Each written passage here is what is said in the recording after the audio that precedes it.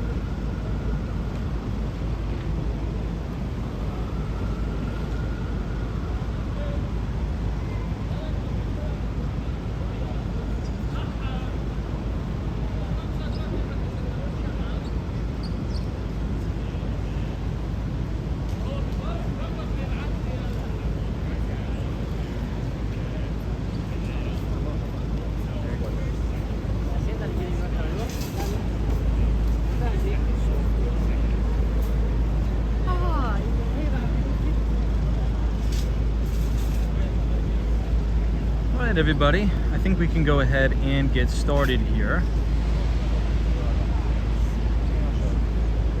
Well, good evening and welcome back to Walks and Wall Street. Today is a beautiful Sunday night in July. It is July 7th, 2024. We are officially headed into the second week of August and really the first full week without any disturbances or interruptions from holidays for Q3. That's right. So the first quarter is officially gone and in the books. The second quarter is now officially gone and in the books. And now we start to venture into the second half of the year. Pretty crazy. And it's gonna be a busy one. Not only is next week gonna be busy, but the next half of the year is gonna be pretty busy too. We have major presidential election, which is coming up in November. I can't believe that's only 1, 2, 3, 4, a little less than 4 months away if you don't count this month. We are going to be electing a new president, either former President Donald Trump or current President Joe Biden. Now, before we run through all the major events that are going to be coming up ahead this week on Wall Street, I want to quickly put this link in the chat so everyone can follow along. Let me go ahead and do that now. So you'll be able to see my name highlighted in the chat in yellow. It should say Walks Wall Street. Oops, wrong account. Let me switch this up.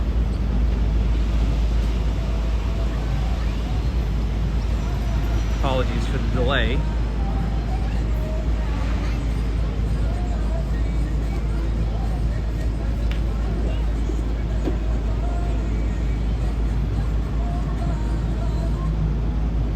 All right, great.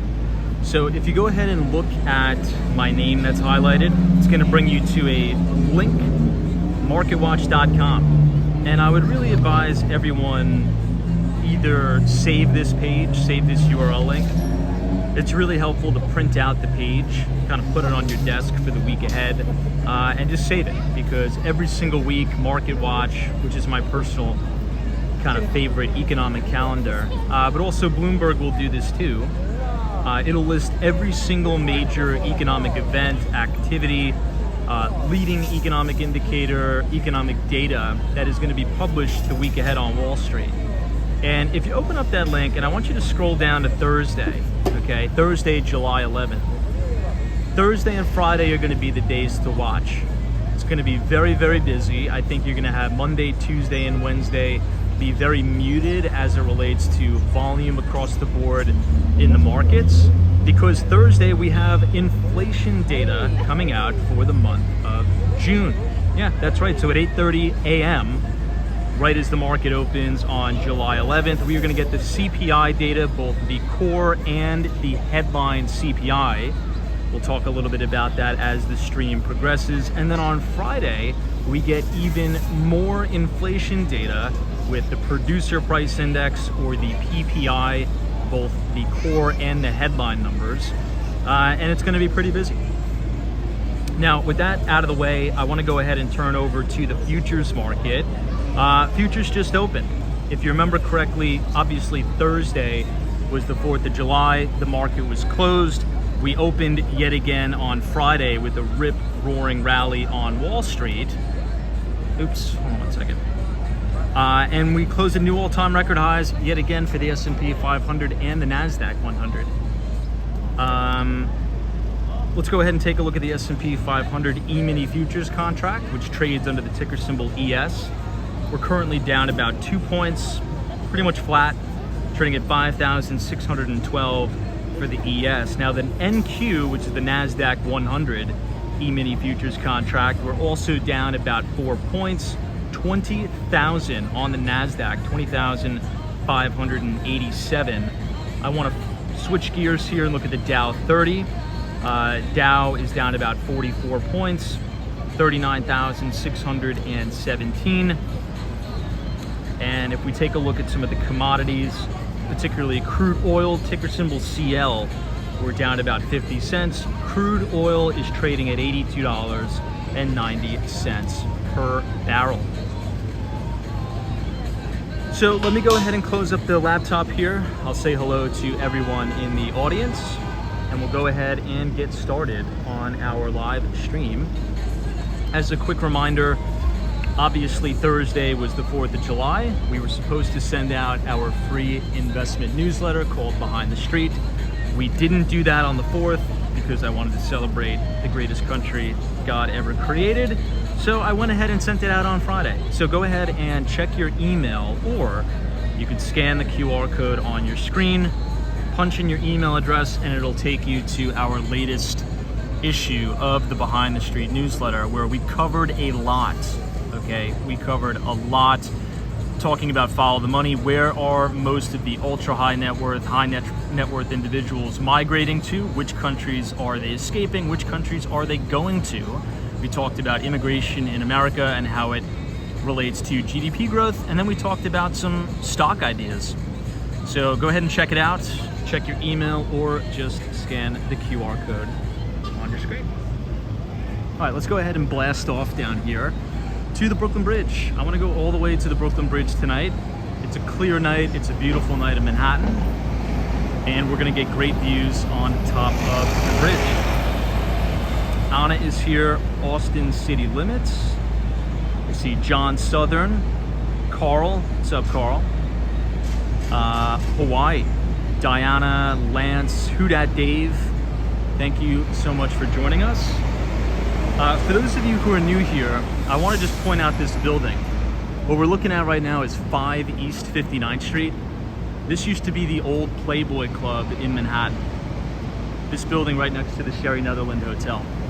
It was recently just sold at auction for around $23 million, if you could believe that. I mean, think about that, a whole major office building. It has 2 retail fronts. I'll kind of try to give you the lay of the land here, but here it is, 5 East 59th. 2 retail units on the bottom, and then 8 additional office units with the option to put a digital signage on the front. We actually made a bid for this building, and we lost out on the bid, but I think the owner that bought it, really nice guy, He owns a huge jewelry enterprise in Miami, and this is going to be now his New York City headquarters. So Avi & Co. If you want to check him out, he just purchased this building, 5 East 59th Street. I think he got an absolutely smoking deal right next to the Sherry Netherland Hotel. Central Park South, the Plaza Hotel, GM building. You can't get a better location. They gave the building away. And I think you're gonna start to see that happening a lot more often in the city as some of these older office buildings come into financial stress. They'll get sold at foreclosure auction. The story with this guy, obviously, like I said before, it used to be the old Playboy Club. The prior owner had about $85 million worth of bad debt on the building, went into foreclosure, sold at auction, I think 23 million bucks. So slamming deal there. If we look off into the distance, you could see 53 West 53rd Street, which is the building on New York City's Billionaires Row. And this very pretty looking building right here is the Amman, New York. But let's go ahead and make a left on 5th Avenue and essentially just blow all the way down to the Brooklyn Bridge. Dock 7. What's up? I see Hawaii is here. Thank you so much for joining us. Hopefully work has gotten a little bit less stressful for you. I think the last time we spoke, work was like getting really crazy for you. So hopefully things have let up a little bit, hopefully. Anyway. Alan, what's up? Good to see you. Alan, I was meaning to ask you, so what's going on with that massive cyber attack that we were talking about? For those of you who don't know, about 2 or 3 weeks ago now, there was one of the largest cyber attacks in US history that targeted US auto dealers. So like car dealerships, about 50% of car dealerships were rendered pretty much useless in the US.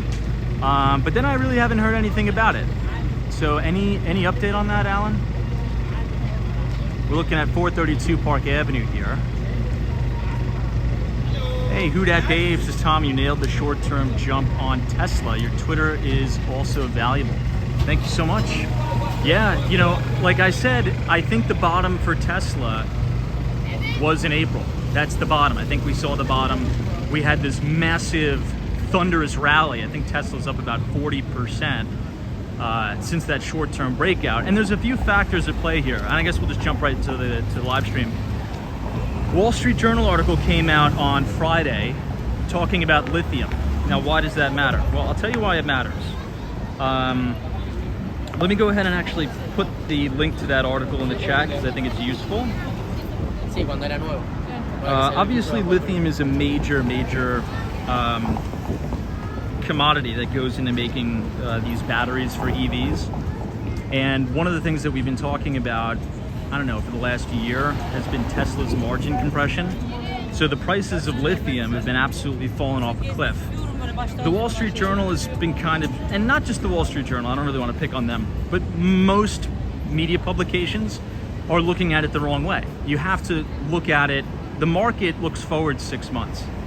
So if you have lithium prices falling off a cliff, I'll give you an example. In November of 2022, the all-time record high for lithium per ton was $81,000. Okay, $81,000 a ton for lithium. By June of 2024, prices are around $12,500 per ton. That's an 80% decline in, what is that, 30 months? Something like that? That's huge. So many people are trying to spin this to say, obviously the miners overdid themselves. They pulled so much lithium out of the ground and the demand just wasn't there. To which I say, if you think about, like, let's say if you're an auto OEM, you're a manufacturer, you're manufacturing EVs. Well, do you think it's going to be more profitable to manufacture an electric vehicle when you're buying lithium at $81,000 a ton? Or do you think it's going to be a little bit more affordable for you and your margins are going to expand when you're manufacturing the same vehicle with lithium at $12,500 a ton? Right, that's the way we should be thinking about it. And I think that's why you're seeing this broad-based rally, or one of the main reasons why you're seeing this broad-based rally across the board. in auto OEMs, particularly Tesla. Sally's here, what's up? Chris says, good evening all, good to see you, Chris. Alan says, we're back up and running, Tom, can't speak for other dealers. Interesting. Yeah, that's a concern. That's a really, really big concern. Particularly as we head closer to election day, right? It's a big problem. It's a really, really big problem. If you don't think that cyber attacks are, I shouldn't say pivot, they're just gonna be more broad-based on government enterprises and government organizations leading up to election, that's almost a certainty that's gonna happen. It's gonna be a tailwind for a lot of cybersecurity stocks like CrowdStrike, Palo Alto Networks and the like, but very dangerous for us as a country and many businesses out there. Speaking of the election, here's Trump Tower. It's open to the public from 8 a.m. to 10 p.m.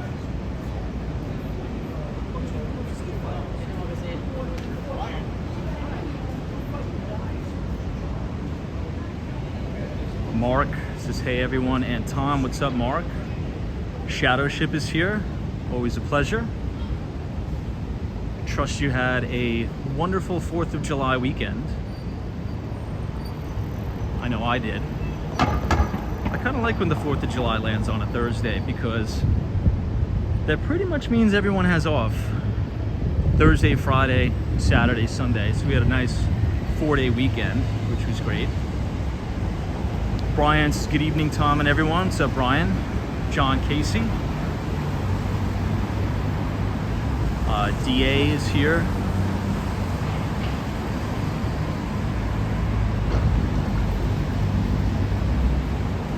Now, I'd like to do some digging on how that cyber attack was drawn out. Was it a phishing scam? Was it like a emotet attack? Now, kind of pivoting off of the cybersecurity as it relates to car dealerships, you know what I've been noticing a lot? I've been noticing a ridiculous amount of cyber scams, of phishing text messages. Is anyone seeing the same thing? I get just absolutely belittled with them. These phishing text messages that say, you know, they essentially try to trick you, right? They say, oh, your order has been approved on Amazon for $500. Click the link to check your order. What they want people to do is be like, what? I didn't order anything for $500 off Amazon. They click the link to try to figure out what's going on, and then you get a bunch of malware downloaded on your device. I've been getting littered with them. Anybody else? Hey, what's up, Danny Walker? Frank says yes for sure. Brian says, yeah, I received a few this week. Fahim says the fishers are out there. Indeed they are.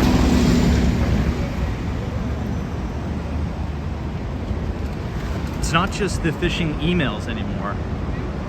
It's the phishing texts. And some of them have gotten so creative. I want to know if you guys received this one. I received this phishing text message that looks like it comes from my boss.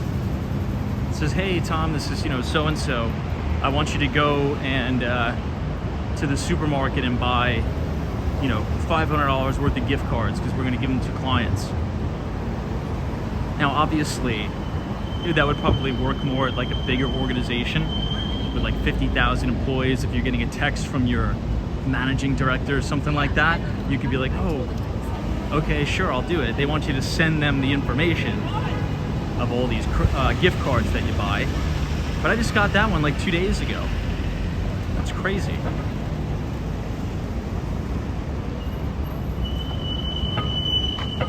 Hey, Matthew's here. This is Tom. I just got a bank transfer phishing text about an hour ago asking me to log in with my banking details.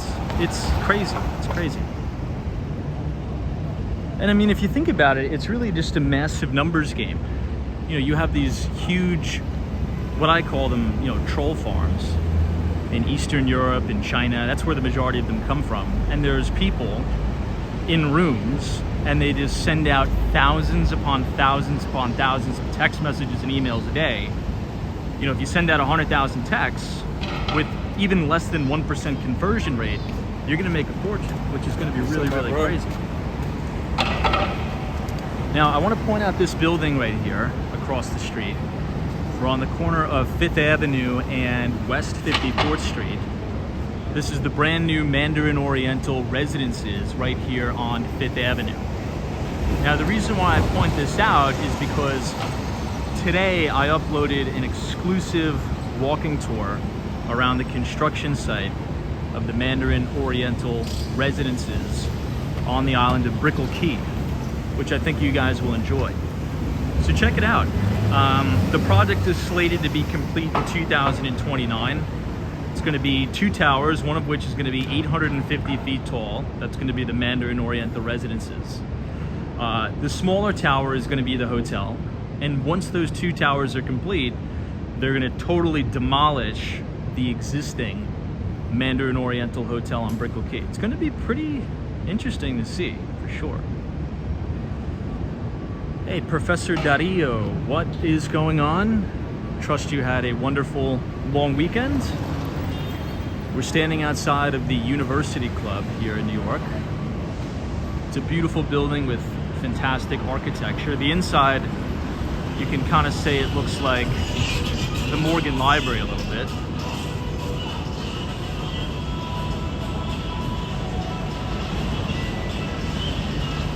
Lisa, what's up?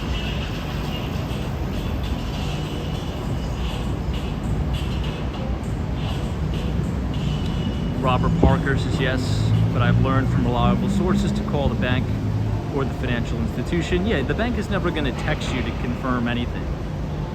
Brian says, I've seen some phishing scams on our work email in recent months. They're getting very, very creative. And you know, the problem is, like, and if we're being honest, more tech savvy, like Gen Z, younger millennials, are less likely to fall for these phishing style scams because they're kind of easily identifiable. You really got to look at the domain in which they come from. But older Americans and older individuals, not just Americans, but globally, are really the ones that are targeted by these cyber thieves, which is really unfortunate.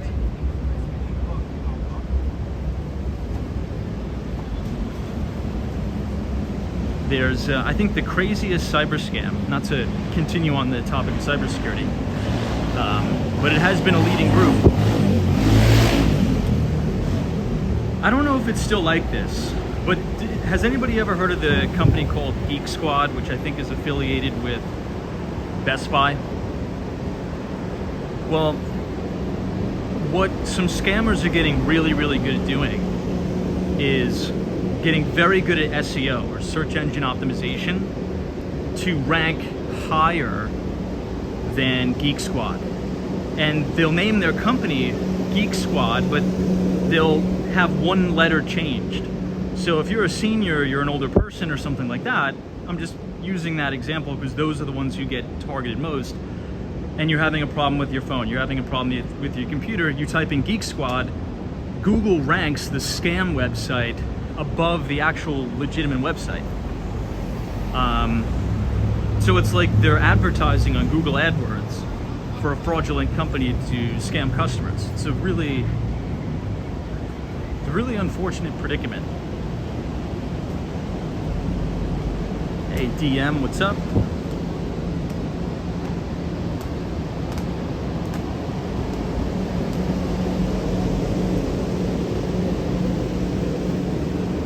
Here's the very front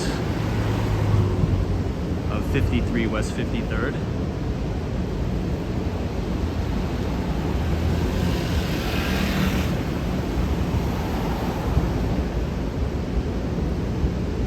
This is also called the MoMA Tower.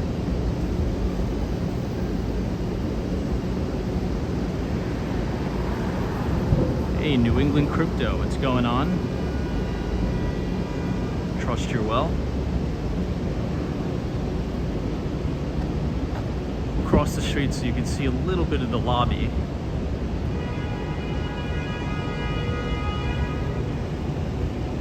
So you could either enter on 54th Street or 53rd, and you're right next to the Warwick Hotel.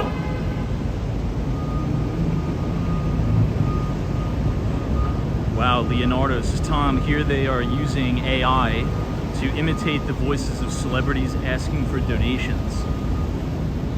That's a really scary thought.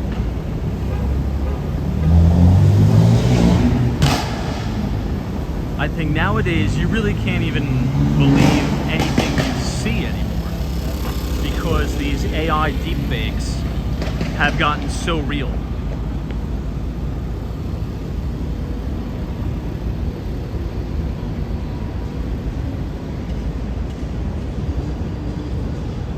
I'm going to quickly turn around here because I always like to give you guys a view of the skinniest residential apartment building in the world.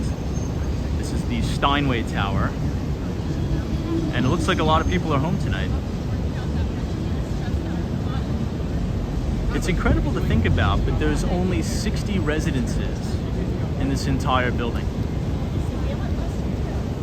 It's the tallest building. Well, I should say the skinniest building, and I believe the second tallest building on Billionaires Row, besides Central Park Tower. And it has one of the fewest number of residences with expansive amenities. And that's 432 Park. So most people buy them as pied-à-terres or like investment properties, just to kind of park cash. So if you buy a unit there, and you actually live in there full time, it's quite possible you're gonna get the entire building to yourself with all the amenities. The swimming pools, the tennis courts, everything is pretty much gonna be private. It's an interesting thought. Brian says, wasn't it an AI voiceover issue that Scarlett Johansson was suing Disney over? I don't know if that's the case. I think Scarlett Johansson was suing Sam Altman of OpenAI. It could have been two separate instances, but the voice, originally, from what I understand, Sam Altman came to Scarlett Johansson to say, hey, do you want to have your voice be the voice of our AI? She said no, and apparently it turns out that the voices are very similar, so she's suing Sam Altman, at least from what I understand.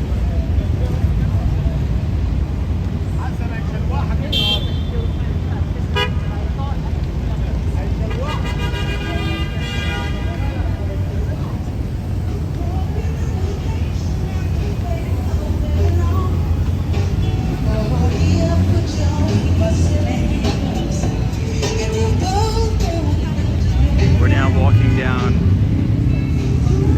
Avenue of the Americas, past Charles Schwab and Radio City Music Hall.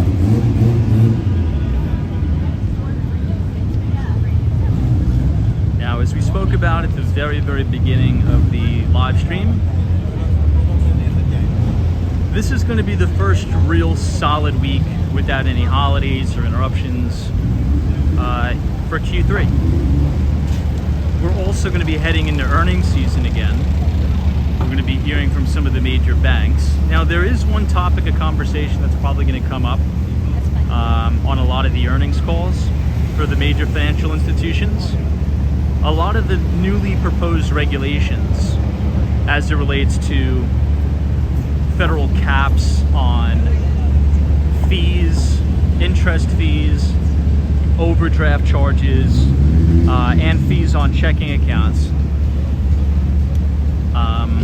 There's been a lot of talk from major CEOs of banks to say that if these federal laws pass, in terms of the caps on the overdraft fees and things like that, they're just going to pass those costs on to consumers, and these banks claim that it's going to make services more expensive for the average consumer. The CEO of Chase, which is the retail bank,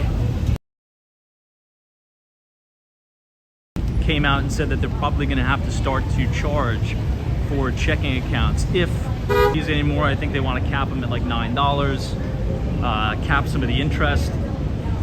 they said if that happens, they're going to pass those costs on to consumers by making you pay. So we'll see. I mean, anybody have a thought on that? Anybody have comments? I'm a little torn on where I stand on that, because generally speaking, here's my point of view. I think some of these overdraft fees are crazy, and it's really particularly targeted at people who can't afford these overdraft fees, right? If you're letting your bank account run to zero and then you're waiting every 2 weeks for your paycheck and then you overlap a day or two, then you get hit with $40. So I feel as if it's almost a little bit predatory in and of itself. But with the government coming in here, essentially putting extra regulations to cap fees and kind of determine and run their business, I think it could just muddy the waters a little bit of the free market, which usually, to their point, makes things even more expensive for consumers, because corporations never eat the cost. Corporations will never absorb the cost. Corporations will always pass costs on to consumers. And this has kind of been my opinion, bringing it back a little bit locally here to New York, with the congestion pricing, right? The congestion pricing, it's not going to go through. We actually put a pause on it. But if it did go through, it would make things more expensive, not only for the congestion fee, but for regular services that you get, because all these companies are just going to pass that congestion cost on to the consumers. So I don't know, what do you guys feel about it?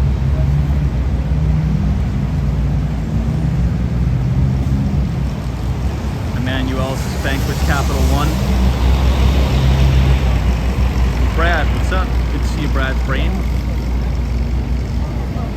Motley Luce's Banks Run the World.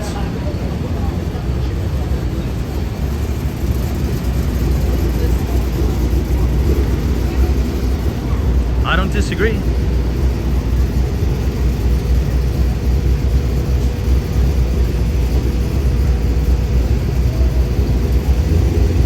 Penelope says it's definitely predatory.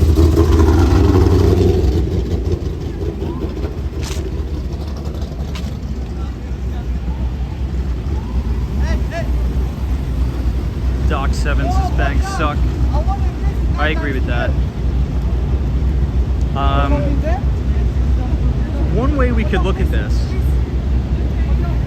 we'll wait till this car goes and we'll cross it. One way we could look at this, I think it's just going to accelerate the adoption of fintech, online banking, and even cryptocurrencies, to be quite honest.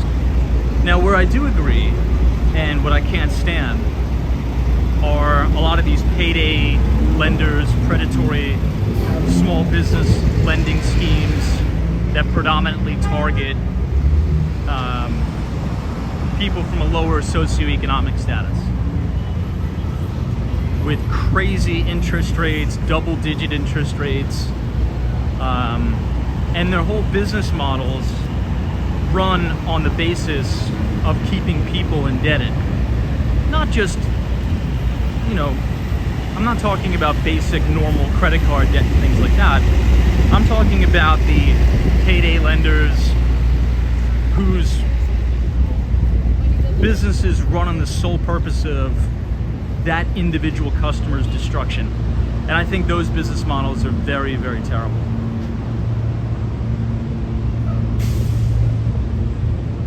Because at the end of the day,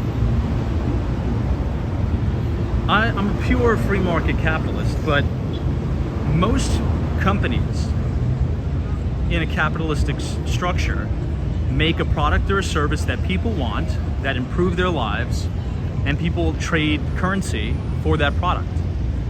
But if you create a business that sole purpose is to crush your customer, so your business is successful if your customers are not doing well, I think that's crazy. I think that's really, really crazy and unethical, in my view. This is News Corporation across the street. We are now in New York City's Diamond District.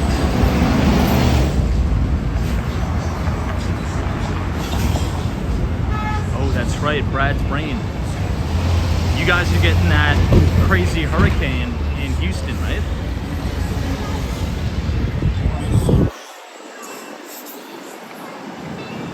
I was watching something on the news that they say this year, 2024, is going to be the worst hurricane season on record.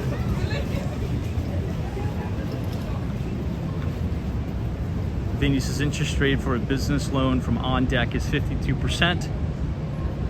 Yeah, On Deck is that, I know a few people who have worked there. Not a big fan of that company at all.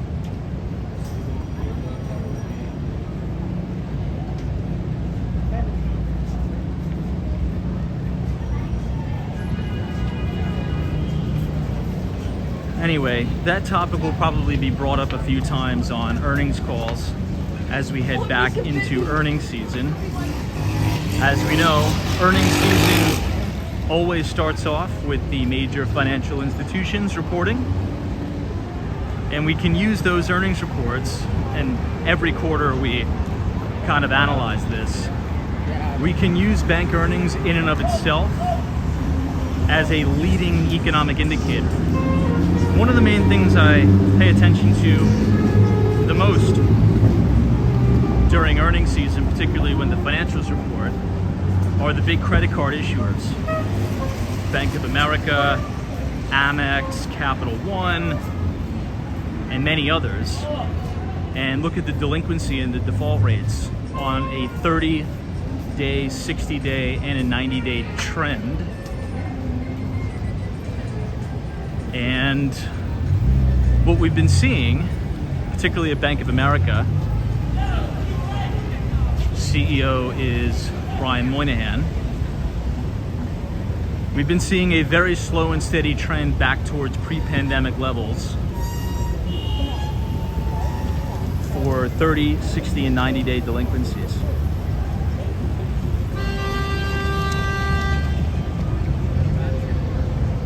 Hey, Tommy guy, what's up?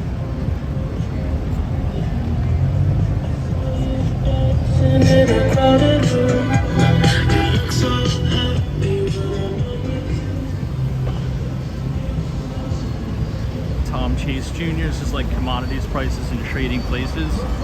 You know, I still haven't seen that movie. Let me Google the movie right now. You guys must have recommended that movie to me a million times. Trading Places is with Eddie Murphy, right? Trading Places. Yeah, 1983 film. Trading Places.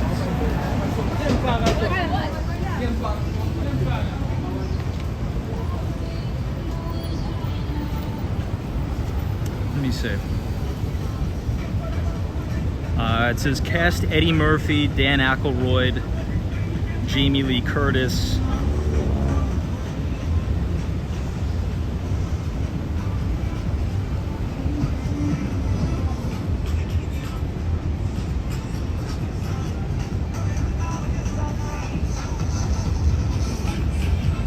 I'll check it out.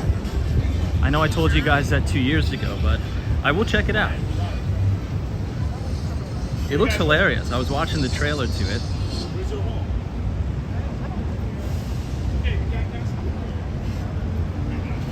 Ed Dunkel's is the rare comedy about commodity trading.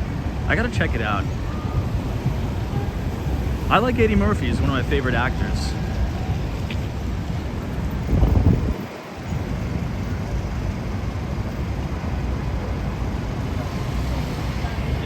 For those of you who are just joining, speaking of commodities, I think a big story that people need to be paying attention to, we briefly touched on it at the very, very beginning of the stream. This is, you know, as it relates to EVs. The prices of lithium are cratering, which I think is very, very bullish for EV manufacturers. So if you look all the way back to 2022, per ton, lithium per ton, hit a record high of $81,360. As of recording this video, June 2024, contract roll to this year, or to this month, July 2024. The price per ton of lithium is $12,500. So this is very, very bullish for a lot of EV manufacturers who no longer have to pay these ridiculous, obscene prices for lithium. They pay cheaper prices, which should help Tesla's problem of margin compression. I think as you go forward into the future, you're going to start to see Tesla's margins expand again. And this is just one piece of that. So I think we need to be in tune with that.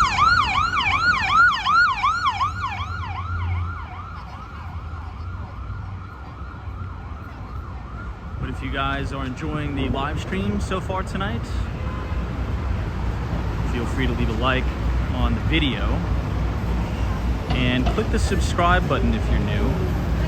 Also, as a quick reminder, I did just send out our free investing newsletter on Friday. Thursday was the 4th of July, so I waited a day to send it out. So check your email, and if you want to receive all of our free research every other Thursday, right as the market closes, just go ahead and scan the QR code on the screen and punch in your email, and you'll be signed up for our Behind the Street newsletter. Patrick D says howdy. What's up, Patrick? Trust you had a good 4th of July weekend.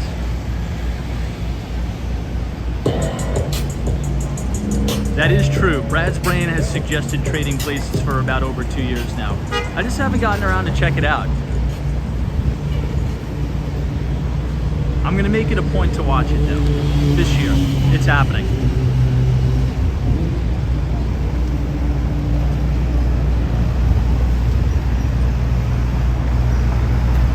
Tommy guys, they found a very large source of lithium in Nevada. Well, that's good news because, you know, a major problem, and there was a good book written about this just recently, a lot of the rare earths that go into making electric vehicles are not sourced ethically, or at least they haven't been for a long time. Most of it comes from the Democratic Republic of the Congo, as well as some other countries that currently use child labor and quite literally slave labor to pull this stuff out of the ground. So a major argument, right, if you want to talk about the ESG scam, which it's really good news. We've been talking about that ESG thing for 2 years. We forecasted its demise. I mean, thank God. I think we should all say a few Hail Marys that now everyone is finally realizing ESG was a big grift, and it was a fraud, and it was a scam. Anyway, maybe we'll, on another channel, we'll do a deep dive into why ESG was the biggest grift ever. But it kind of toes a fine line between, you know, we want to do right by the environment. We want to reduce our carbon footprint. You know, we want to make an impact on reversing climate change. But at the same time, if Americans and people in the West are just buying these EVs, but you don't understand how they're made, if these rare earths and these materials are being mined by extorting people, well, then that's not ethically sourced. So Elon Musk actually moved a lot of, well, I should say the majority of the lithium that he buys at Tesla, I think is from Australia. I think that's a big concern surrounding some of the Chinese EV automakers. Anyway, so we don't want to get banned. So this is Bryant Park Fountain. Beautiful, beautiful. You can see the main stage. You see the Stephen Schwarzman building in the distance, as well as the beautiful One Vanderbilt, lit up in red, white, and blue. I would presume for the Independence Day weekend.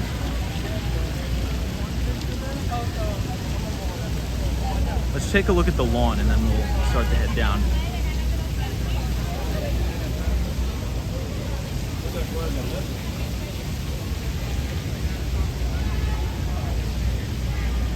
Bryant Park is one of my favorite places in New York City. Very peaceful.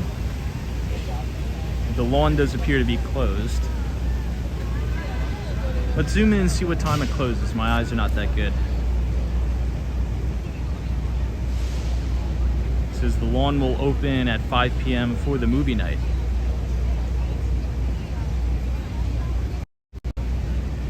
So maybe the lawn closed at 8? Maybe it closed at 8 p.m.? Hey Theo, good to see you. Trust you've had a great Independence Day weekend. Professor Dario says one reason for Elon Musk being in Argentina is because we have a huge lithium area in the north of the country. Wow, I didn't know that. Did not know that.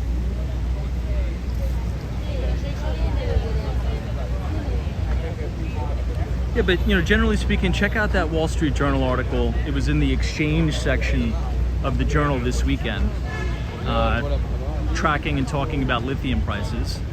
In conclusion, I think it's going to be very, very bullish for EV manufacturers now that lithium prices are down 80% from $83,000 a ton to about $12,500 a ton.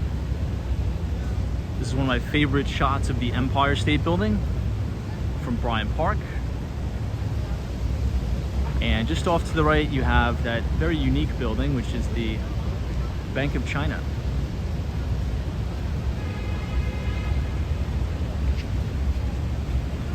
Brad's Brain says, what do you think about Palantir hitting $27, new recent highs? Yeah, I posted something on Twitter. I'm gonna have to buy that. Here, let's pull it up right now, Brad. That's very encouraging, and this is something we wrote about a little bit in the newsletter. Oops, that's the ticker symbol for Planet Fitness. I typed in PLNT, ticker symbol for Palantir's PLTR. So this is a classic, what I would like to call stage one base. Palantir, $27.23. I'd like to recommend a book to everybody. In all fairness and disclosure, my friend is the author of the book. So here's the weekly price chart of Palantir. This is a classic, what you would call IPO base. You had this big blow off top, irrational exuberance throughout 2021. You had about 80% price declines, undercutting the IPO price moving sideways, and now building out that right side of the base. If this blows through record highs, you could probably buy that, and you could probably buy it in size. Now on the fundamental side, both revenue and earnings are ramping. Not extreme explosiveness on the revenue side. It is consistently 20% plus revenue growth quarter over quarter, as well as 20% plus EPS growth quarter over quarter. But that's kind of what you want to see. So there's a really good book. I advise everyone to buy it. It's called The Life Cycle Trade. Here, let me see if I can pull it up. The Life Cycle Trade. Here it is. So The Life Cycle Trade, How to Win at Trading IPOs and Super Growth Stocks by Eve Bobach and Kathy Donnelly. And essentially what they did is almost a 60-year study on IPOs, analyzing everything from the way they trade, what are the characteristics of a successful IPO, what are the traditional growth metrics in terms of sales growth, revenue growth, pre-tax, after-tax margins, a complete case study, a model book for new issues. And if you read that book, it'll really help you identify the true characteristics of a model initial public offering or a stock. And obviously behind every stock is a functioning company or a dysfunctional company. So very interesting. So we'll have to keep an eye on that one.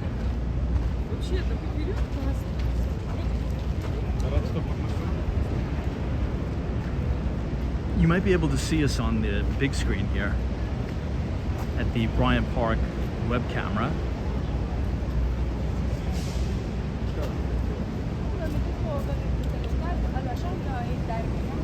the William Cullen Bryant Monument.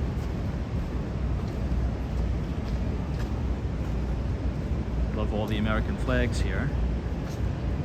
Hey, what's up, Fun Feeds?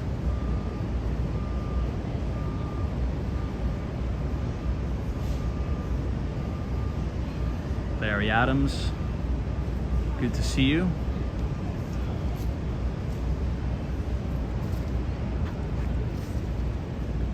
Who Dat Dave says EVs, 9% of total vehicle sales, and up only 2.6% in 2023, soon to be a dinosaur. I think the problem with that is it's not profitable. It's really, really not profitable for most auto OEMs to successfully manufacture and make money on an EV. I think there's some crazy statistic. Ford loses $23,000 every time they sell an EV. The only people who do it profitably is Tesla.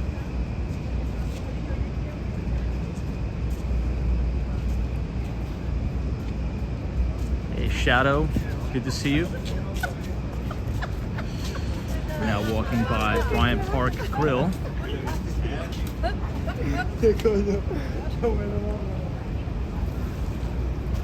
Oh, look at these rats. Man, they're big too.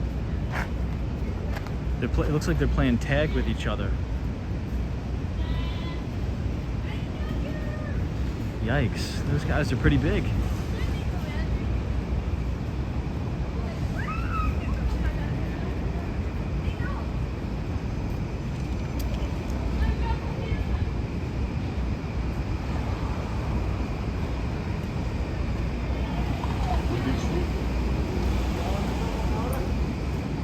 I thought they were coming right for us for a second there. Now, here's a crazy thought. You know what I was thinking about the other day, just out of random? Could you imagine if animals had the opposite instinct of what they usually have? Could you imagine, instead of being afraid, right, the normal instinct of running away from humans, could you imagine if they did the exact opposite? Life would be absolutely terrifying. Keith Richards says, can we assume rats aren't in the kitchen at Bryant Park Grill? I would not assume that. I really don't want to come in. I'll cancel it. It's a big city, man. It's New York City. I mean, I would assume just by default that rats are pretty much in every building. It's just the nature of the game, to be honest. I'm not gonna lie.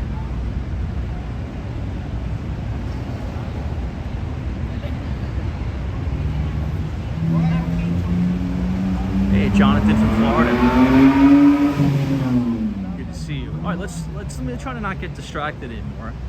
I need to take you guys over the bridge. And right now we are pretty far away from the Brooklyn Bridge, but I will get you guys over there tonight. I will make that promise. Hey, photos from around New York. Always a pleasure.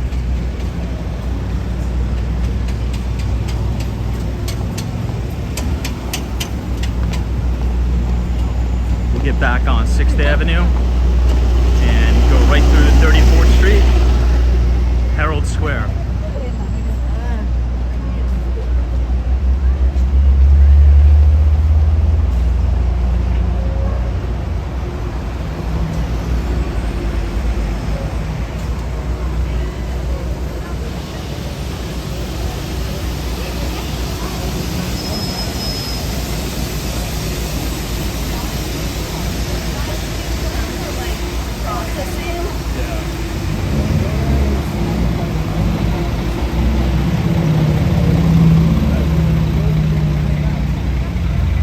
Also, another really interesting article in the Journal this weekend talking about Costco and Sam's Club. So Sam's Club is under the same umbrella as Walmart, right? And Costco has been another really well-performing stock. We'll pull up the chart here. I think the ticker is COST, Cost. Oh yeah, that's, I mean, that thing is unbelievable. This is a weekly chart of Costco.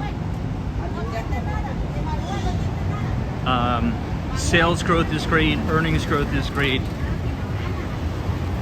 But the article in the journal kind of maybe explained why sales growth has been so fantastic. And something that I didn't realize is, does anybody want to guess the largest growth, I should say the largest growth demographic of new Costco and Sam's Club memberships? Does anybody want to take a guess? Overwhelmingly. I'll give you the number. It was up 63% year over year of this particular category signing up for memberships at Costco and Sam's Club. Anyone want to take a guess? Yeah, Who Dat Dave, you nailed it. Doc 7. Nope. Ed Dunkel, you nailed it too. Gen Z and millennials. But Gen Z and young millennials. Now that's news to me, and I thought this was pretty interesting because I don't know any Gen Z and young millennials that frequent Sam's Club. I mean, maybe it's just because they don't really have many of them here in New York. Oh, Who Dat Dave says maybe, I promise you I didn't see the article. It was an interesting article. And apparently what people are doing is young graduates, right? 21, 22 years old, you're graduating college, you have 4 roommates, you buy one membership, and once a month, all the roommates go to Costco with the one membership and buy a ton of stuff and split it and share it with each other. Because the prices of food is just so astronomical that it turns out if they, just were to shop on their own, it wouldn't even be feasible. Also, families are starting to do this, but the largest growth driver, I think it was 63% year over year, was Gen Z and young millennials buying memberships to Sam's Club and Costco. Kind of wild. Now that's a great business model because if you want to kind of make a joke about it, Sam's Club and BJ's, Costco and the like, is the original SaaS model. That's kind of how I think about it. BJ's, Sam's Club, Costco, you pay the $60 or the $150 for the membership a year.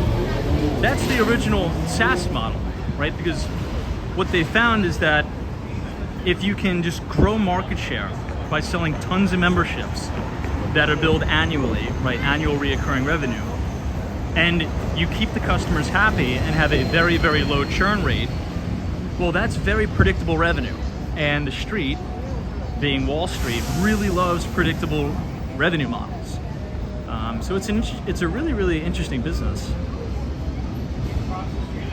Theos is my college daughter, and her roommate joined. I was surprised. Wow, there you go. There you go. Kind of crazy.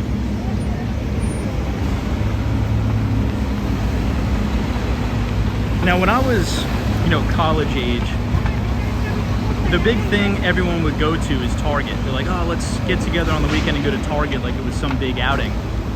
Now, not so much. I mean, Target's not doing well at all. It seems to be Costco, BJ's, and Sam's Club. Mel says, do you think it's because they're influenced by their parents? I don't know, maybe. I mean, according to the article, right, if this journalist is correct, essentially the overarching thing is that food costs on younger people are so astronomical that they're trying to be financially savvy and buy things in bulk.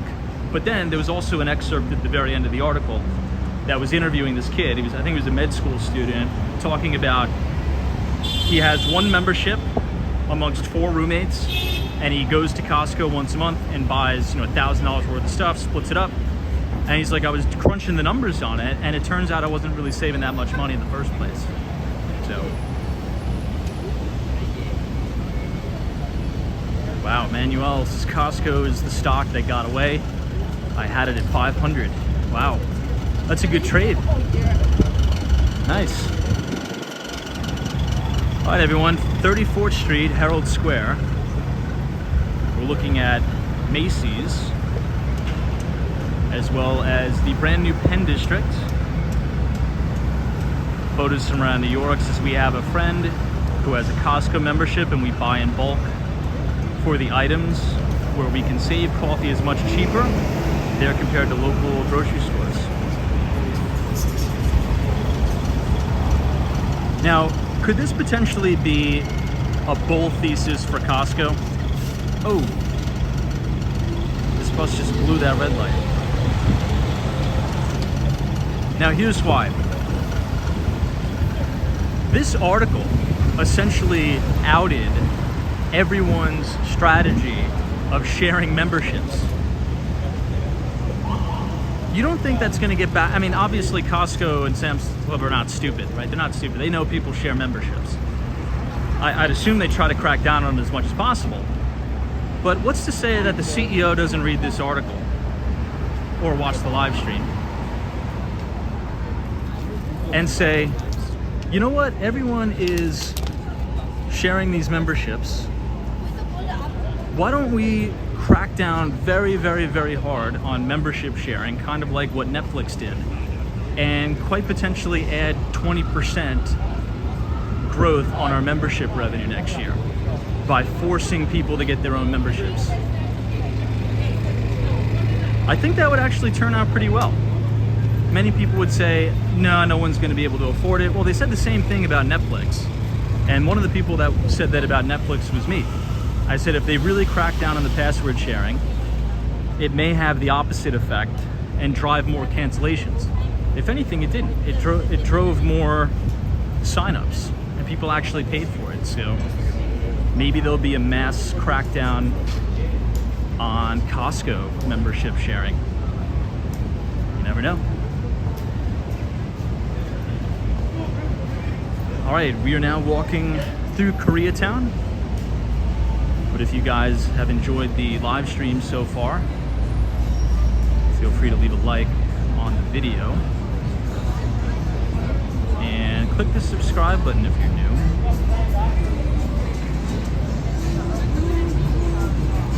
We do these streams every day starting at 8:45. Melissa 2087 says, I'm not gonna lie, I was so happy to get my friend off my Netflix account.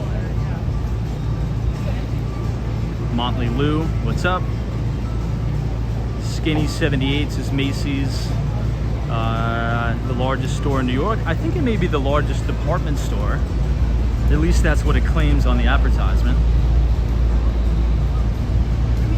Rick says earlier this year they did a crackdown on sharing. What do they have, a security guard at the front door? K4 says Costco is definitely already aware of this.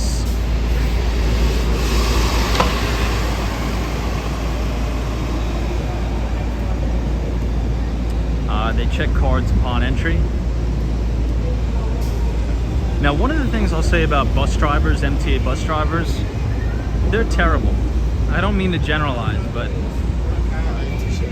there's been so many very preventable accidents, in my opinion, of bus drivers hitting and just barreling over pedestrians. It feels at times as if they try to purposely hit them. It really, really does. Last year there was the most gruesome accident I've ever seen. I didn't witness it personally, but there was an old lady right where we were about to walk, right in Union Square. She was crossing the street. I think she was getting groceries, and the bus just absolutely just crushes her. And I mean, you could imagine what the end result was. It was unbelievable. It was unbelievable. And I think just a few days ago in the Bronx, a bus driver just totally barreled over a guy on his e-scooter. So I think, look, I get it. Pedestrians may not cross at the opportune time, and it may be frustrating, but look, is it really worth killing the guy over you being late 3 to 4 minutes? I don't think so. I don't think so. Al Berg says, Tom, I recently canceled my Costco membership because prices were just too damn high.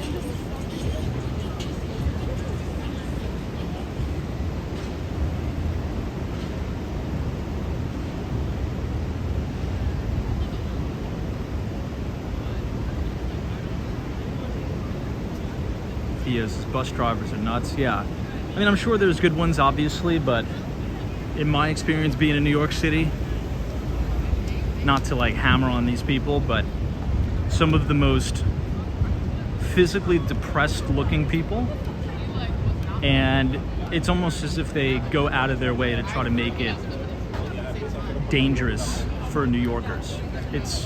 I don't know what the hiring process is, but it seems like if you apply to be an MTA bus driver, you have to be very agitated all the time, and your driving needs to be absolutely abysmal. Yeah, Doc 7, that's true. I mean, definitely tough job driving a bus, dealing with all these people in the city, so I could see both sides for sure. I mean, imagine driving the same bus route every day for years, having people trying to not pay the fare. You gotta tell them to pay the fare. There's fights, there's craziness. It's New York City, it's nuts. So I get it. Probably comes with the territory, for sure.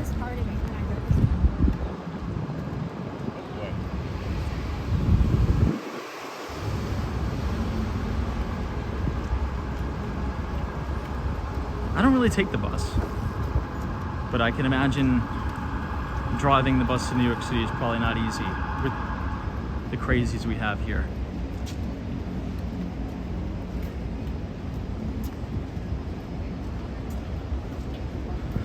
Well, we're transitioning to Nomad.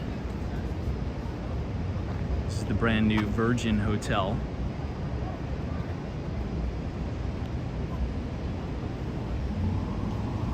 Looks quite nice, the lounge here.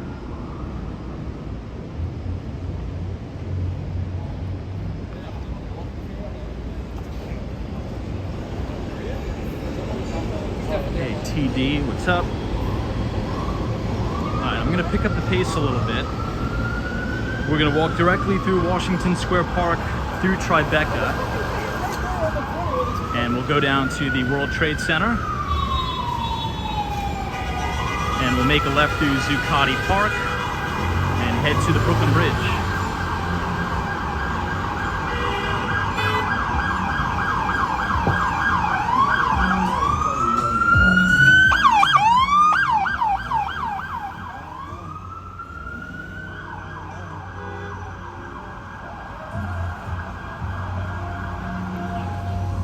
Very active tonight. Off to our right is the Ritz-Carlton Nomad.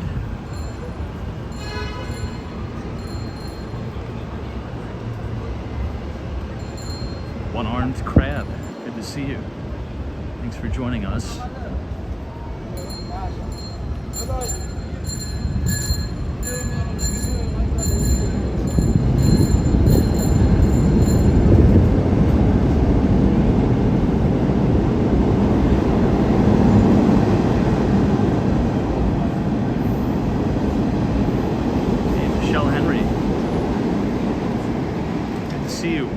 Southbound on West 28th Street and Broadway.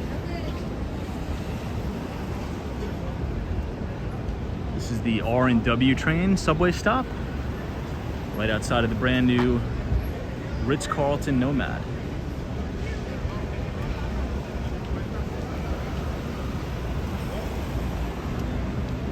Doc 7 says interest rate cuts in September.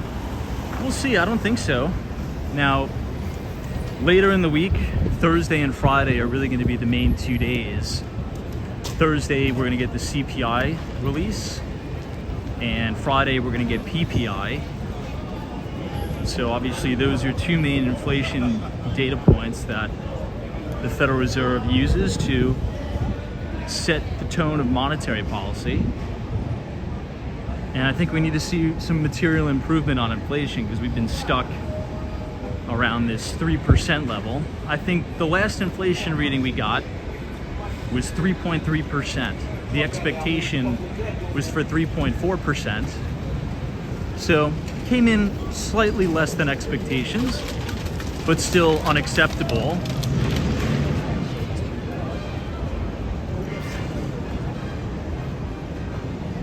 I think the last thing that the Federal Reserve needs is a resurgence in inflation. Sometimes you just need to let the market work and put things into context. And here's the context. You've had about a decade of ZIRP, or zero interest rate policy. And what has it been, about 18 months now of rate hikes of only 500 basis points? This is a really nice outdoor dining setup here. So I guess the point I'm trying to make is that, particularly for housing to cool in terms of prices are coming down in the housing market. You need to have this interest rate environment sustained at these levels for duration, right? It's not like you crank things to 500 basis points, 5.25% to 5.5%, and then boom, it magically solves everything overnight. No, it takes time. That's how markets work. It's not like snap of your fingers and overnight it's solved. And you're just starting to see, material change and material impact on home prices coming down now. You have, the least amount of transaction volume we've had since the depths of the financial crisis. New home sales falling off a cliff. Existing home sales cratering. We got those two numbers out last week. We did a deep dive into those. So if sellers really want to sell, they're going to have to they're going to have to be a little bit more flexible on pricing. And I think you're starting to see that. Even with some sellers that I'm working with right now, they're starting to get a little bit fatigued, right? They're starting to ask questions. How come we're not getting any offers? Or how come we're only getting lowball offers? Well, it's a different environment. You're pricing this property at 2021 pricing when our buyers' mentality and our buyers' budgets have shifted back to reality pricing, right? Based on where interest rates are. Because if you're doing these calculations, right, the calculation based on, do I want to rent something or do I want to buy something? What's going to be more advantageous for me? Well, a 30-year fixed at 7.25% or 7% with no material movement on pricing to the downside from 2021 levels puts the deal upside down for most everybody, right? It's not advantageous, and it's not a financially savvy move to buy something if you don't have that reflection in price. But it takes time for it to come down because many people are very well capitalized. They have a lot of equity built on their properties. So there's not that motivation. There's not that, oomph to kind of get them to move. But I think you're just starting to see it now. I mean, what about, the markets where you guys are? Wherever you are in New York or wherever you are in the US or abroad, are you kind of starting to see some things cool off here a little bit and prices come down, price cuts? Are transactions starting to move again? Doc 7's at your own power will be facing a lot of political pressure. Maybe, but I don't know. I'm kind of torn on that a little bit.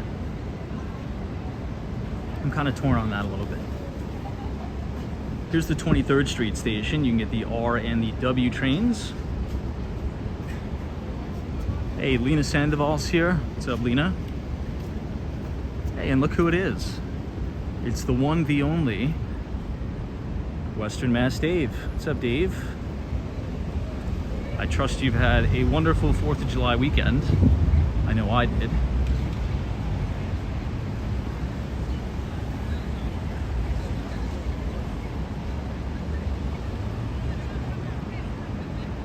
Oh, nice. New England crypto. You're gonna have to send me a video of that. Your new miner setup. So we're now on 23rd Street, standing right outside of the beautiful Flatiron building, which is now going to be converted into condominiums. Across the street is Italy.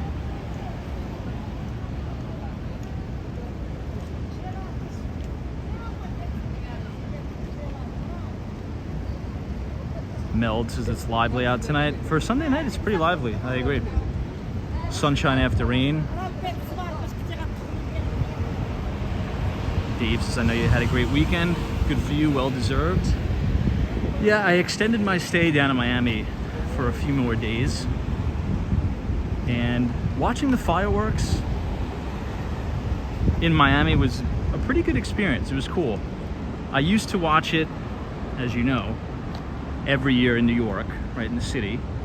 You see that beautiful fireworks display overlooking the skyline of Manhattan, but it was a really different experience. It was really beautiful. I was at the Haulover Inlet.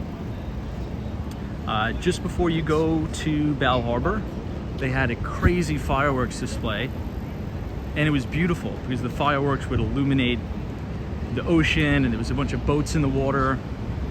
The palm trees would light up. It's just a very cool experience. Right there at Haulover Beach.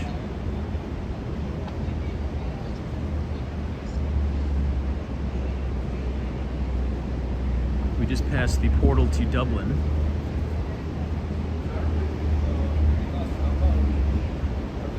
Michelle Henry says, I just started looking at houses today. My lease is coming to a close in October, and I am wondering how much or if my rent will go up. Yeah, it'll be interesting to see. Please let us know.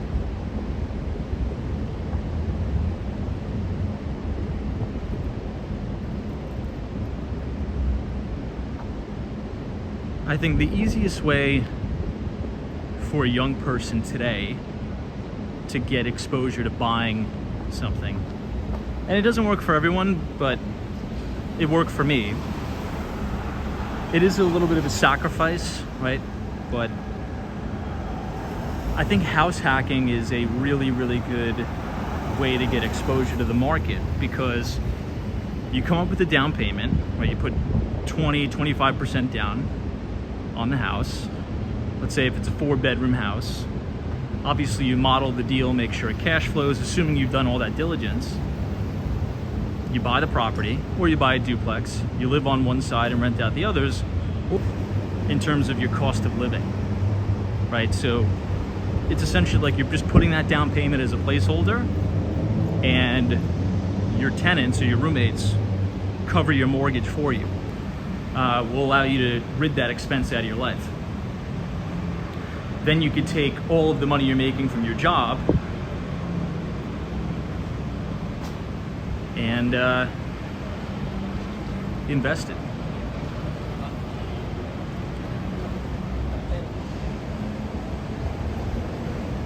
I think we're back now. I had to turn off the Wi-Fi.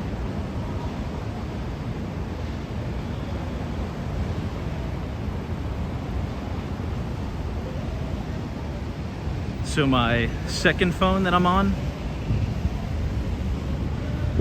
it just made me do the forced iOS update. And with this new iOS update, it forces you to have the Wi-Fi on, which really, really sucks. So I had to manually turn it on. But essentially what I was saying is, house hacking. So you live in one of the rooms, or let's say if you buy a 4-bedroom house, you could live in the primary bedroom and rent out the other 3, and that will kill 2 birds with 1 stone. Number 1, you have a place to live, a place to put your head on your pillow at night. And number 2, it covers your cost of living, right? Assuming you model the deal correctly and appropriately, where each individual room that you rent should cover your mortgage and then a little bit of cash flow, right? And that'll allow you to get into the market. Now, the property may not, generate a ridiculous amount of cash, but it'll allow you to kind of get into the game and cover your expenses. Because you got to think about it like this. Most people, right? Most Americans who buy a house, they buy the house and they just live in it themselves, which is fine. But if you're young, right, and you don't have kids or responsibilities, you put the 20% down, live in one of the rooms, rent out the other 3, that should cover the mortgage and then some. And if you really wanted to get aggressive, you could just make double payments on your mortgage. So just pretend like you're paying your mortgage as normal and double pay with the tenant's rent. And that'll allow you to build a lot of equity fast over time. It'll allow you to have more disposable income to invest in the market. And if you wanted to rip some of the equity out of the house down the line and buy another one, then you could move yourself out of the room, rent out the entire place, and then go acquire your next property. And then, rinse and repeat. I think that's the easiest and safest way for young people to have property ownership, with being able to manage something small and learn the business. Right? A lot of people say, I'm going to start off and I'm going to buy 16 units. Right? And they just sit at their computer and model the deal in Microsoft Excel, and if the numbers work, they go buy the deal. But it's very, very different in practice, okay? Because number one, sometimes tenants are a pain in the ass and they don't pay. Sometimes things break, and that's just part of being a landlord. So if you can learn the business on a small deal, right, where you have your hands actively in the business, right, and be patient, learn how to deal with tenants, learn how to vet people correctly, learn the good customer service skills, learn how to do basic things in terms of maintenance yourself around the house. I'm not saying you have to be a full-blown electrician or an HVAC contractor or a plumber, but you should get accustomed and acclimated with basic things to be able to fix it, to understand why things tend to break, and it's a good lesson. So that's kind of what I would say is the best plan, and then you can graduate to something else. Scholler says, I hear Section 8 for your first properties.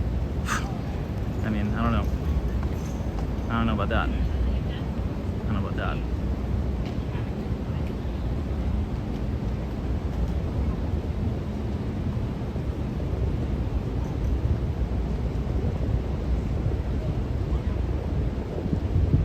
Tommy, guys, is early real estate while managed well with a quality property definitely is a good move while you're young, for sure. Definitely is.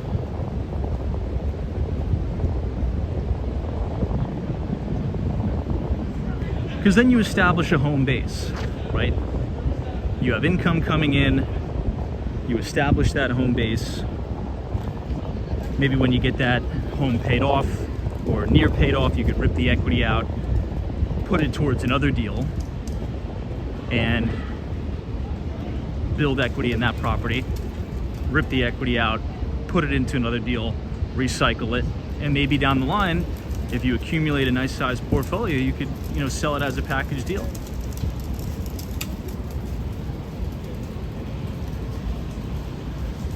But I think where people go wrong is they try to use too much debt. Right, I'm not a Dave Ramsey. I think that's ridiculous. You shouldn't be buying your first property in cash. I think that's ridiculous.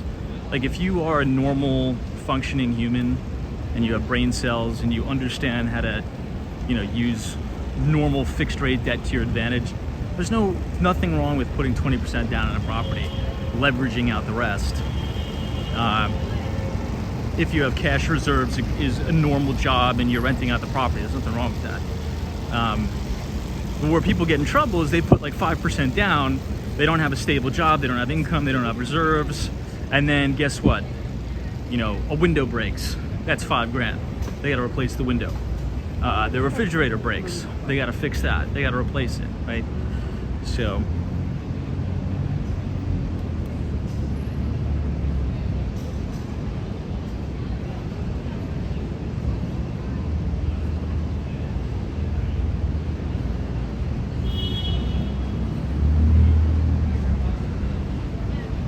Scholler says you get paid it every month guaranteed.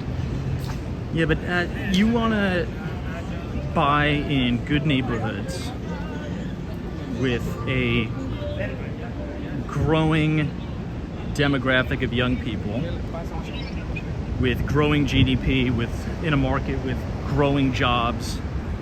You know, I don't know, that's not what I would do.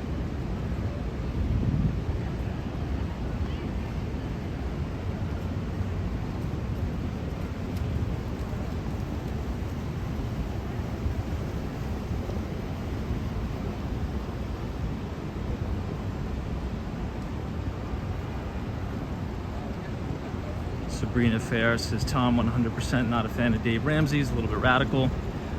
Look, I think he's good for, and not to sound patronizing, but Dave Ramsey can sometimes come off and be a little bit patronizing. It's for people who have no self-control and really no financial savvy, where they just have to accumulate and acquire everything in cash because they have no self-control. Like, if you look at all the big wealthy private equity people out there, right? A lot of the ones we talk about on the stream, Steven Schwartzman. You think Steven Schwartzman created Blackstone by buying everything in cash? No. He's the king of LBO. LBO stands for leverage buyout, where you use a lot of debt. So, look, you'll do fine, but if you really want to, you know, be a player in business, make, you know, a lot, you're going to have to use debt. You're going to have to use leverage. I'm not saying you have to use a ton of leverage, but you're going to have to use leverage.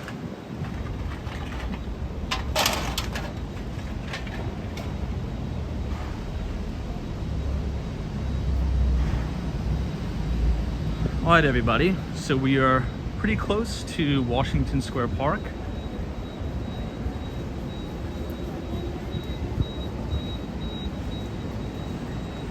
Now, has anybody been to this place, this Maman Bakery? I think that's how you pronounce it. There was an interesting article about these people, or I think it was a video in CNBC, how it's just this couple that started this company from nothing and built it into this multi-million-dollar enterprise. That's pretty cool.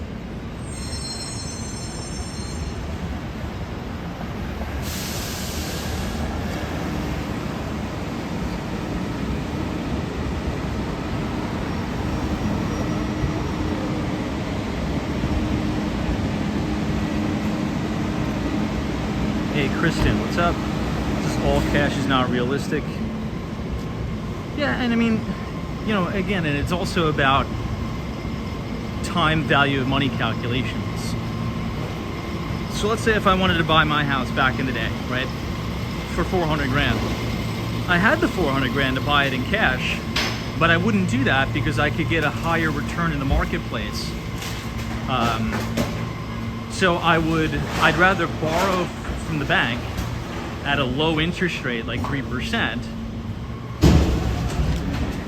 Hold on, let me cross here.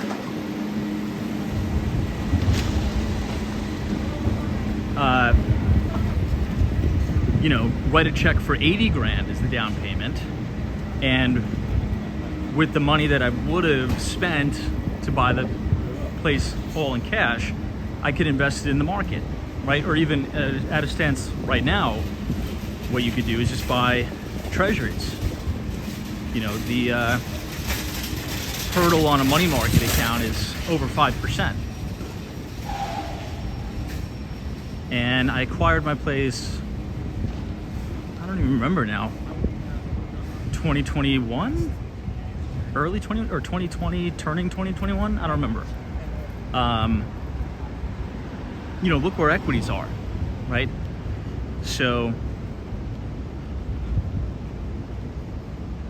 debt is good if you can use it appropriately. I think it's the old saying, too much of anything is bad, right? Too much of anything is bad.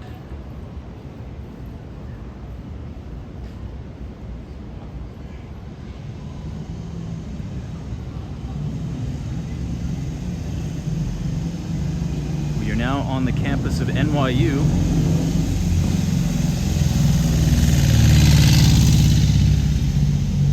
This is one of the main dorms. right here at New York University. And if you continue to walk straight down, this is going to be the Stern School of Business. There's a really famous professor, I always bring this up, but if you guys want to take a free MBA level course, you can. You won't get any credit for it, but you could take the course this summer by Professor Damodaran. There's 2 courses. Number 1 is corporate finance. Number 2 is securities analysis by Professor Aswat Damodaran. So if you go to his website, or if you go to his YouTube channel, you can take his courses for free, and you could even take the exam too. He publishes the exam, and that's an MBA level course at NYU Stern School of Business.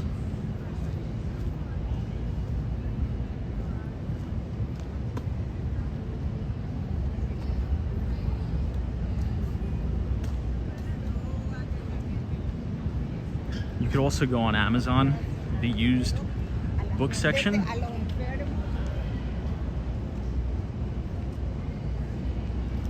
and you can purchase the textbook, a used textbook, for like $20.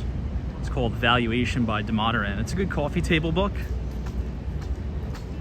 and that's the textbook they use in the course.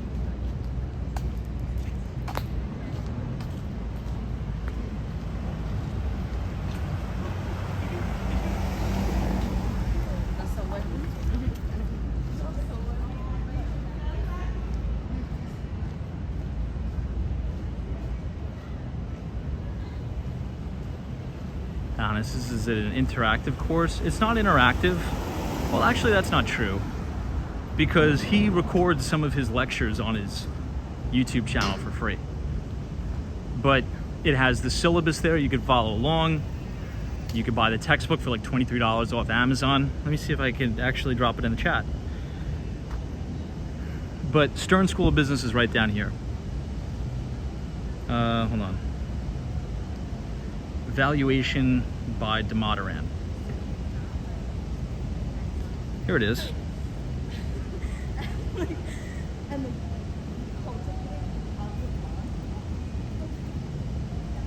Come on.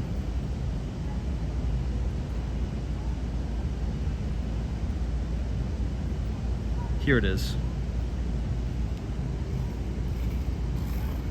This is the textbook. Damodaran on valuation, security analysis for investment in corporate finance. This is a really good book. This is the textbook that they use for the course.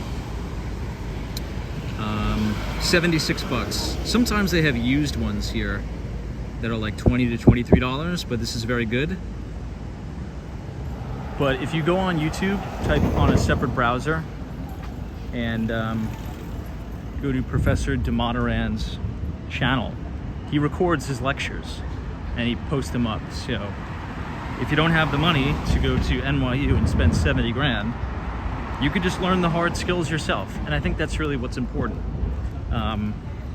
Yeah, it's good to have the piece of paper, but you know, I think the skill and the understanding is more important than the piece of paper.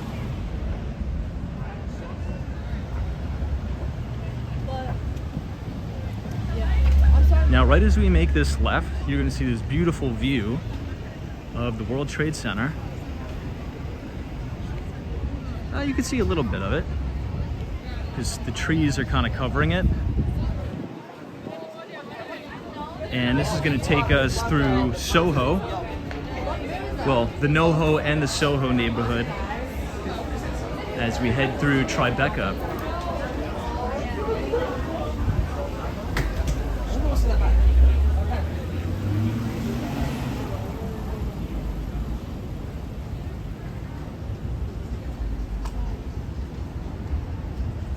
Here it is, everyone. Let me put this in the chat. How do I do this?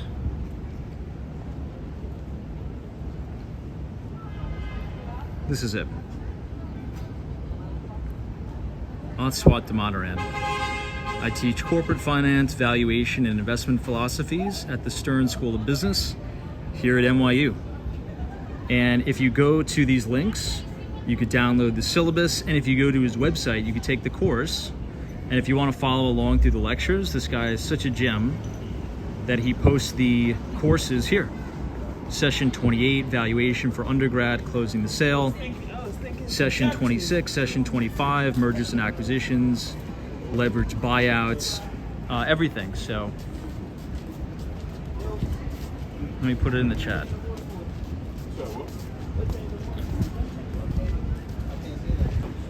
All right, let me know if you guys can see it.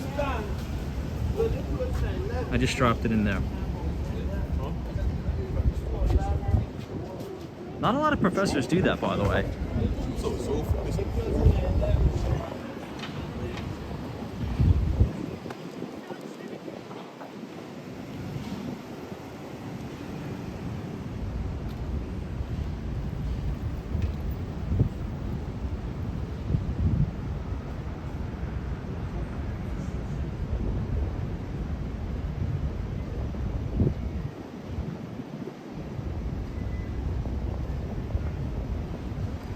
Now, there's this famous restaurant. Oh, look at this. This is a new Joe Coffee location.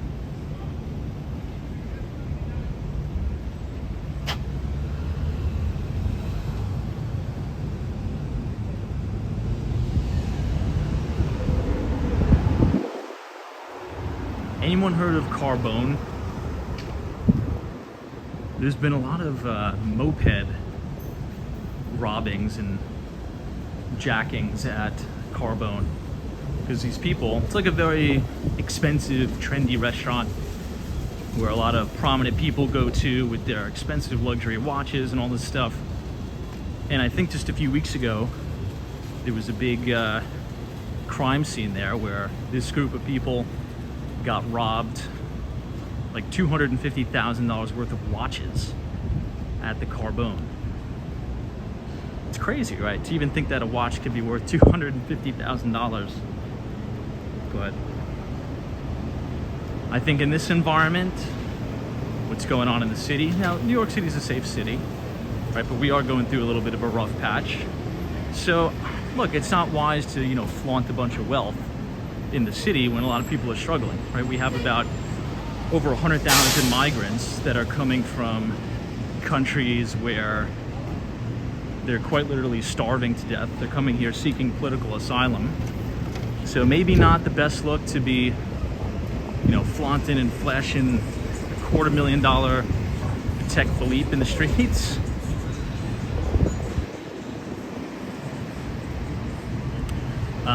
For those of you who are just joining, we are making our way to the Brooklyn Bridge tonight.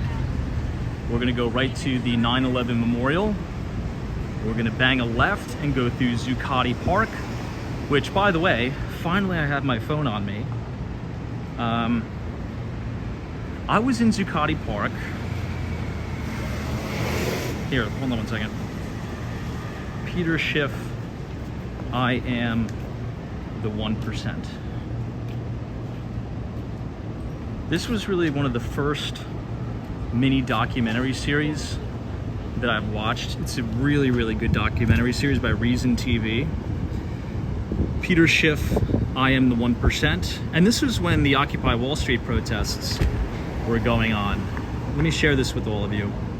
And to be clear, I actually agreed with much of what the Occupy Wall Street protesters were saying at the very beginning. But then it kind of morphed into this nonsense socialist movement. But what the Occupy Wall Street protesters were saying was 100% right. Everything about the Federal Reserve, everything about corporate greed with the big bankers that crashed the economy in 2008. And this documentary series, Reason TV went to Zuccotti Park, which is just before Trinity Church. I'm gonna walk there and show it to you.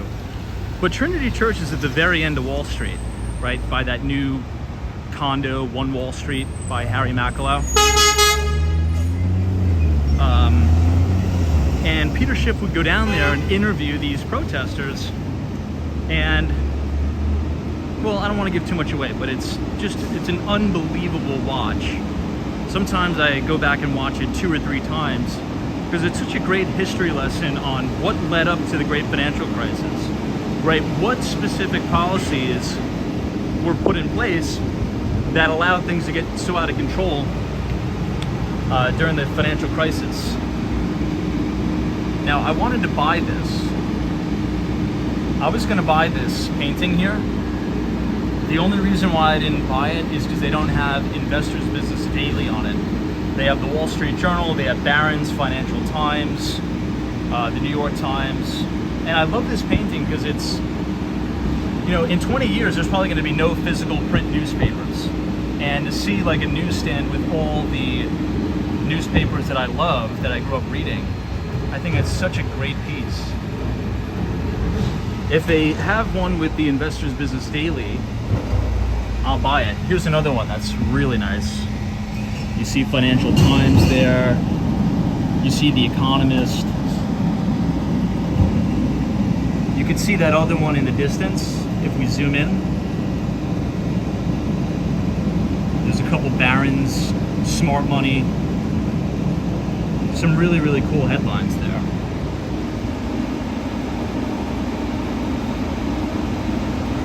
Yeah, and you know, that's another thing I love about Soho. There's so many of these really cool art galleries, and you don't have to buy anything. You can just walk in, appreciate the good art, see if you like something.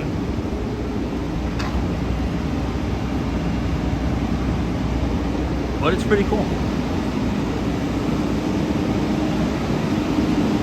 Now, I only have 2 real pieces of art like that are worth anything. My friend kind of pressured me into going to one of these events down here. And I have 2 really nice pieces. Unfortunately, they're still in storage. I'll see if I could show them to you. But it's this beautiful painting of Federal Hall standing behind the George Washington statue looking at, what's it called? Looking at the New York Stock Exchange. If I could find the picture of it, I'll put it in the chat.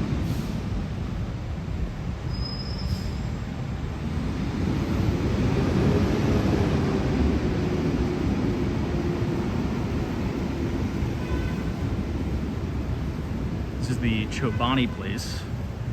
It's like a yogurt cafe.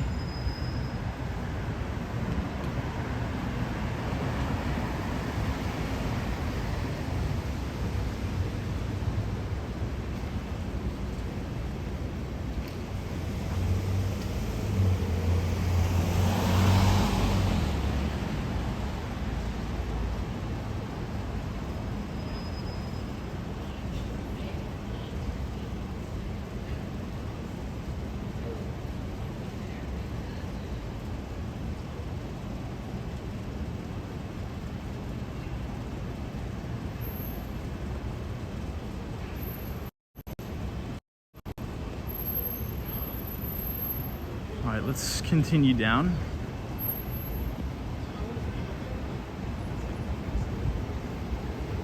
Never been here, but it looks interesting.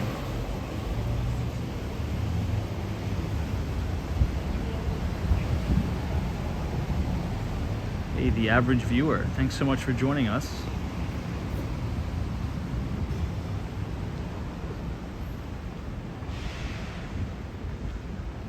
You're going to see a lot of these beautiful buildings with these really heavy cast iron facades.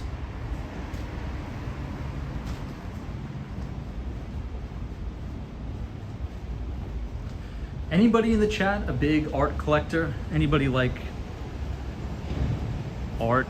Anybody have a big collection or a favorite artist or some interesting pieces?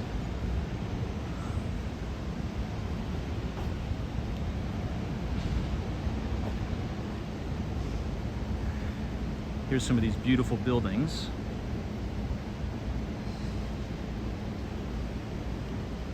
These heavy cast iron.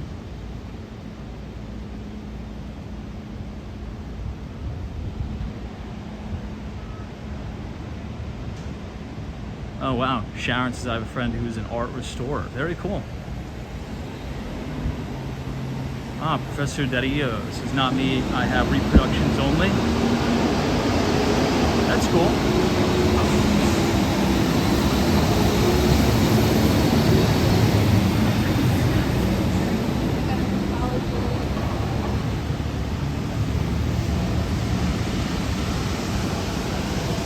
I also have this interesting, it's like a 3D type of art of the New York Stock Exchange. It's cool. It's definitely an interesting piece.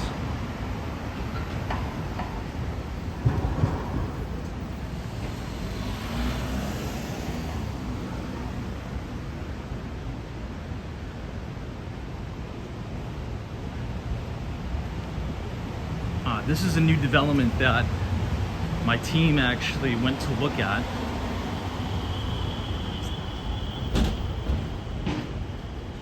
I think this is just going to be called the Thompson, right here. So we looked at the pre-development walkthrough, and I think there's already a few units that are pre-sold. Right on the corner of Thompson Street. And this is going to sell really well because it's very bespoke. I think there's only 12 units in the entire building. And there's not much new development here.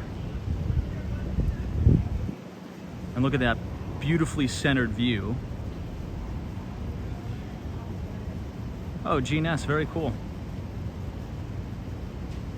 Beautifully centered view of the World Trade Center.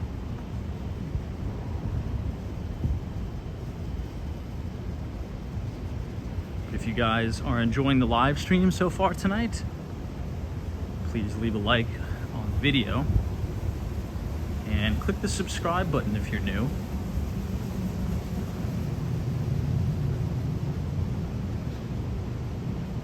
We do these streams every day starting at 8:45. I like how down these side streets you have these kind of little mini hole-in-the-wall cafes. It's a very quaint and very nice place.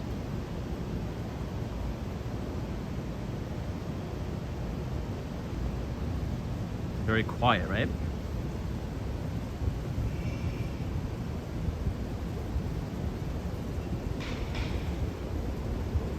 Hey, Natalie. Hope you had a good 4th.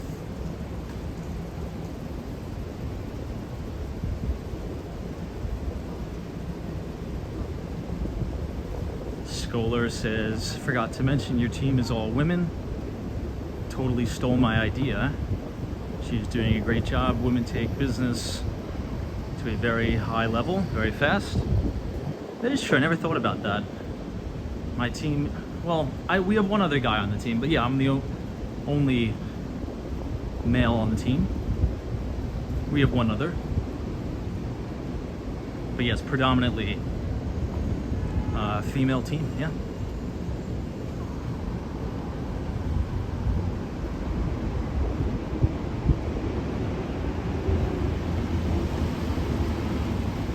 Oh, no way. Did this place close down? This used to be a Mexican restaurant here, right on the corner of Broome Street. Oh, wow, Gary says, my wife is an artist. We love the stream. Awesome. I'd love to see some of her artwork. I'd be honored to take a look. We used to have this very unique listing at 554 Broome Street. Well, we still have a listing in that building, but it's a rental. But we used to have this penthouse listing there. And it was one of the my favorite listings we've ever had. And I'll tell you why. Because they converted a horse stable into condos. So the building 554 Broome, if you look it up, it was one of the original fire departments. It was a horse stable for the FDNY. So all the way back in the day before fire trucks, the fire department used to utilize horses. And it's a very unique building, very, very cool, and they converted it into condos, and it's a very unique layout. So you're technically living in a horse stable. It's pretty cool. This is Grand Street. We also had a crazy listing on Grand Street too, 74 grand. And it had an original 72-ton cast iron facade. It was beautiful. They don't make buildings like that anymore. Most of the new development stuff could be like finicky material. Everything is like particle board, but you know, having a super heavy 72-ton cast iron facade, they definitely don't make them like they used to.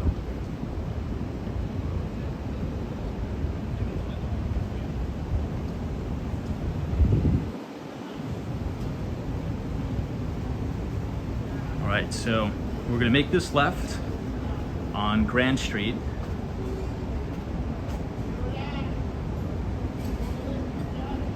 And then we're gonna make another right, and we're gonna reach Canal Street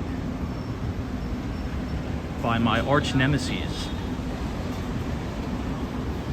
the fraudulent, counterfeit, luxury goods salesman.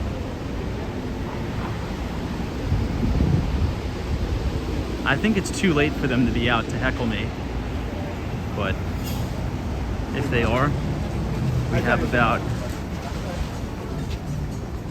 1,000 of you in here to help me out, take care of them.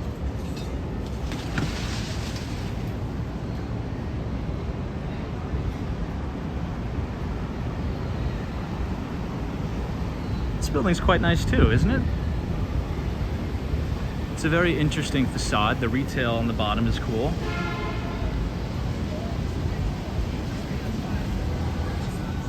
Tank top DMs. I think the outdoor dining blocks the street a little bit too much.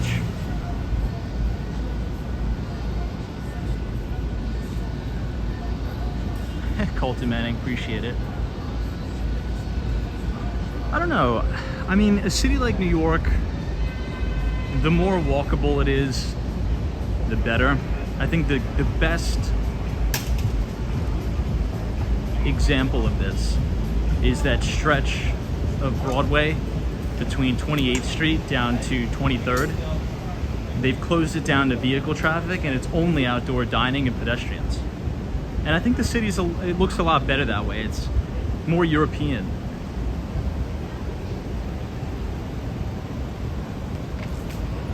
So as we cross to the south of Canal Street, we will have officially entered the TRIBECA neighborhood. You can see the spire of the World Trade Center. And this very unique looking building right here is the Jenga building, or 55 Leonard. You can't really see it too well during the day, or excuse me, during the nighttime. But during the day, you could see, quite literally, the tower looks like Jenga blocks.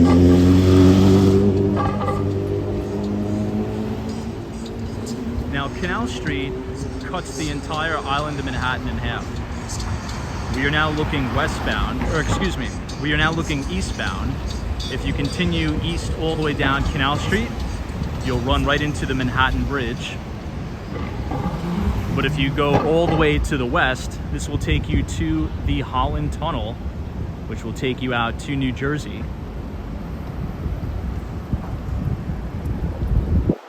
Also, this will take you down to Chinatown, which is where I had dinner tonight at my favorite restaurant, 456. And then you have Little Italy if you bang a left off a canal. But it's a cool neighborhood. I like the facades, the buildings, more rustic, more urban, older, fire escapes. It's quite nice.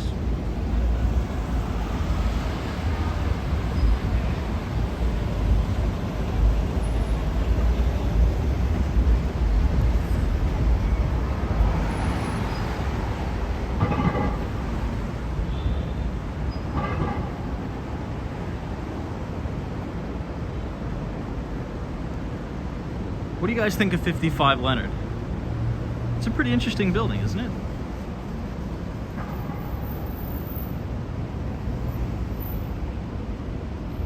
Now, a little bit of kind of tragic fact about the building. During the pandemic, when all of the meme stock craziness was going on, everybody was going crazy about Bed Bath & Beyond, AMC, all the meme stocks. The chief financial officer of Bed Bath & Beyond owned a really nice unit in this building, and he unfortunately committed suicide jumping off the balcony. And I think it was probably due to just all the crazy added stress of the company being in the spotlight and the short sellers and the short squeeze going on. And it's unfortunate because a lot of people took that whole meme stock thing as like a joke, but you know, real people work at these companies. I don't know, it's terrible, but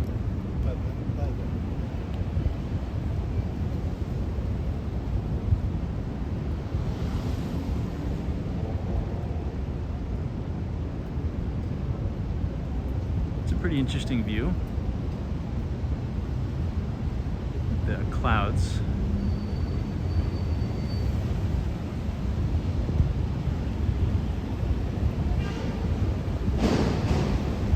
This is the Roxy Hotel.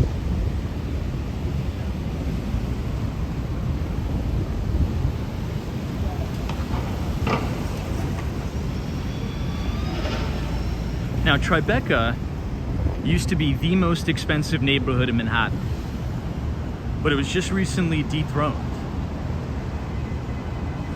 Does anybody want to guess what the new most expensive neighborhood in Manhattan is?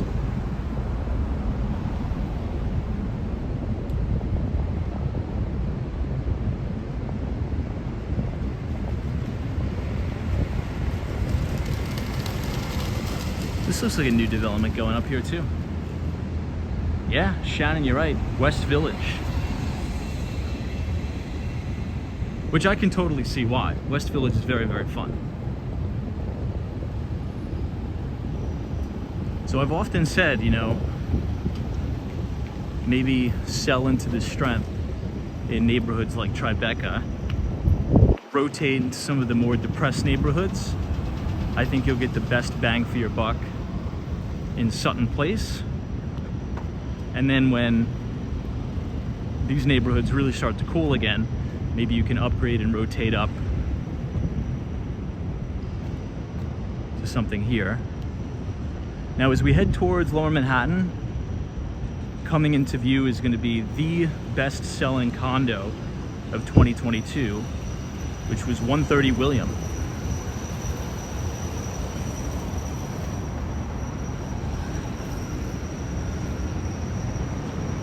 And there you can see the spire of the Empire State Building.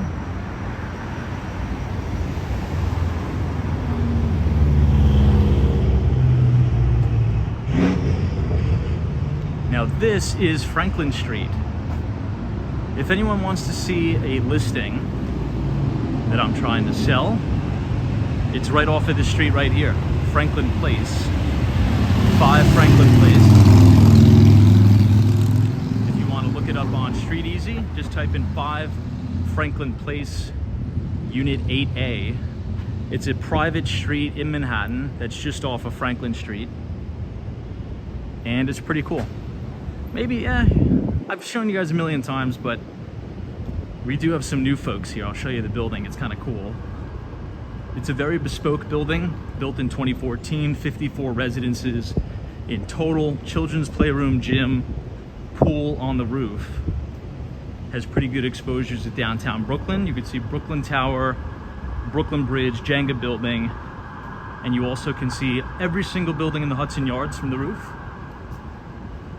But the coolest feature of the building is that the facade opens up. You can drive your car onto the elevator pad and it'll park your car for you about 2 stories underground. Now, parking is available for sale at $350,000 per space. All of the SUV spaces are sold out, but we do have 4 sedan spaces left. So right off Franklin Place, you have this beautiful building called the Cast Iron House. And this is the private street of Franklin Place.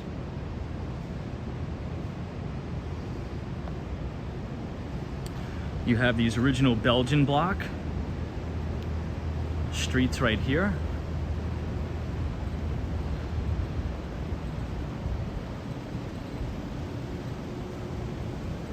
This is the main entrance.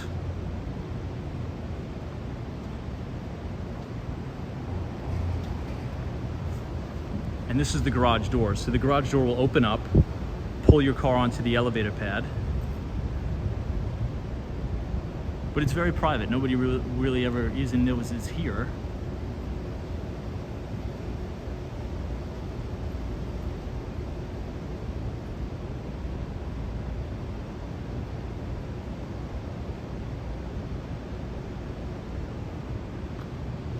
And you don't have any through traffic.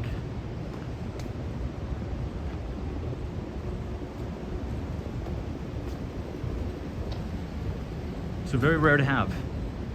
It's like you have your own personal driveway.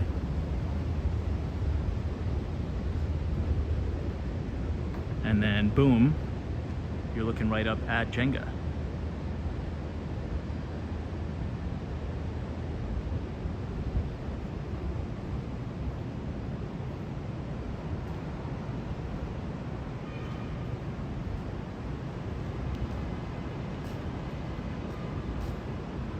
Now, one unit above the unit we're selling, one of the most notable New York Rangers of all time, that's his unit, lives in the building. There's a lot of notable people that live there, but oftentimes I see him when I'm showing the apartment. He's a really nice guy. His family's really nice too.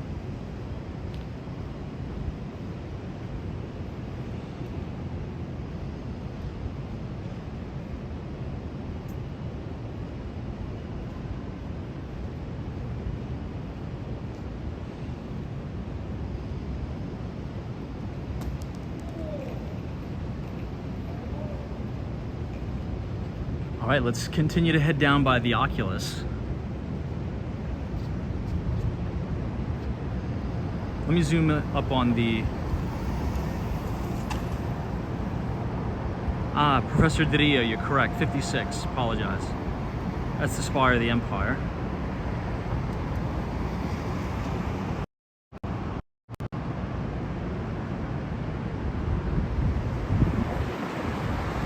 And they now have a bean similar to what they have in Chicago, right outside Jenga as well.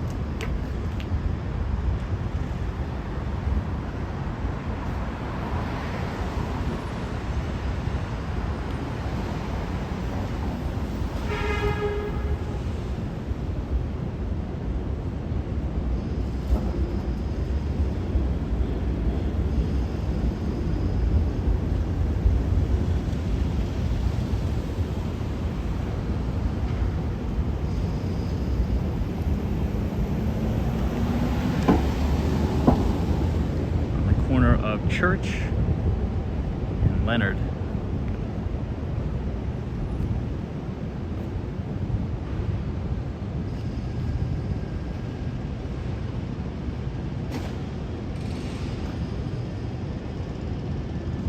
So similar to what they have in Chicago, we now have one in New York.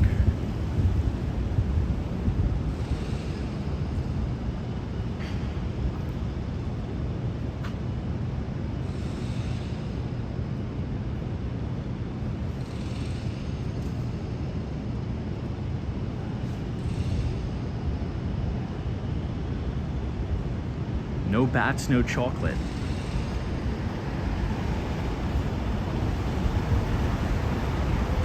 Now, as we continue to head down, you're gonna see the Four Seasons Hotel, which has that very expensive restaurant by Wolfgang Puck called Cut.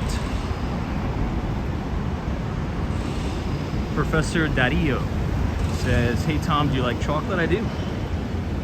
I'm more of a dark chocolate person than a milk chocolate. I think as I've gotten older, I prefer dark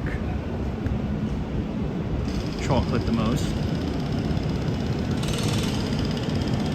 Hey Dale, thank you so much for joining us tonight. Have a good night and have a very productive week ahead.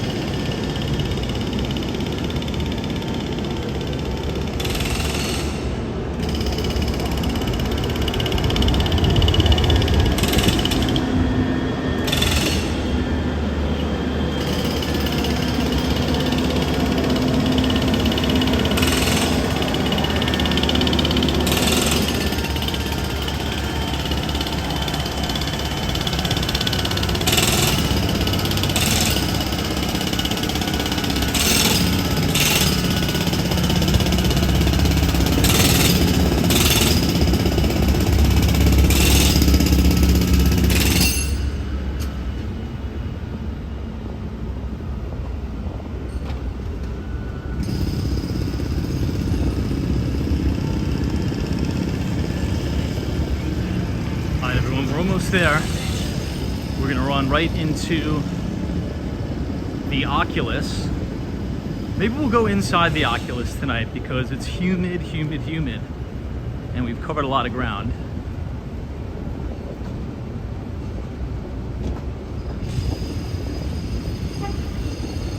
Alberg, that's hilarious. The city never sleeps because of Con Ed.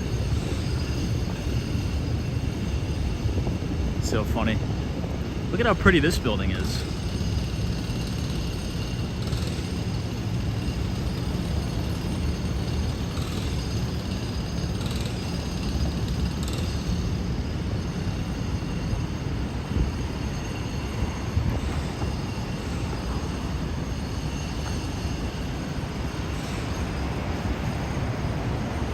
Yeah, Sharon Brookfield Place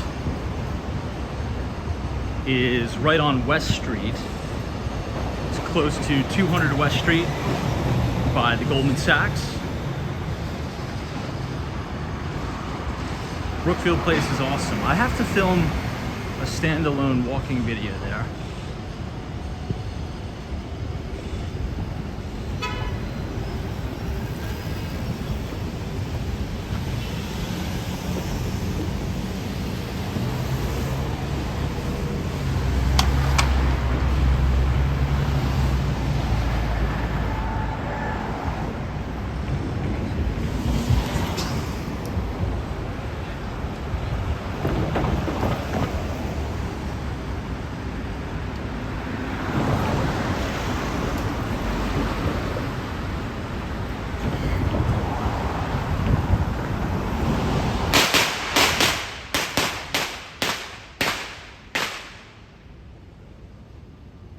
Like 4th of July is still continuing.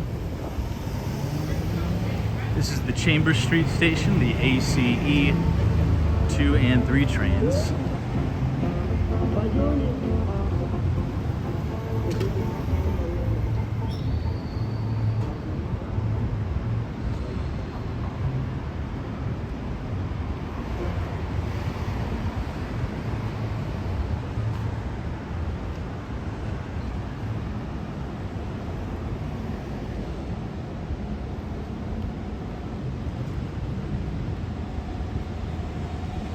Passing Warren Street to the south side. I've been to this Los Tacos before. It's not bad, but it's very expensive and the portion size is so small.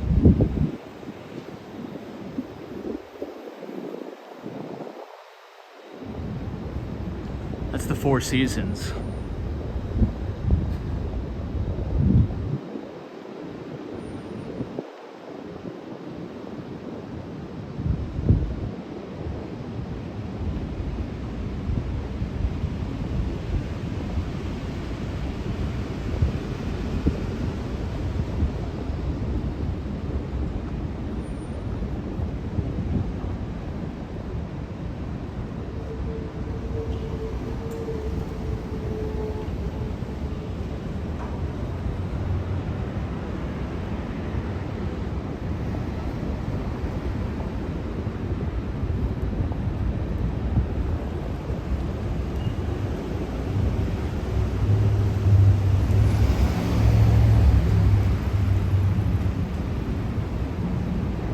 right in the corner of Park Place.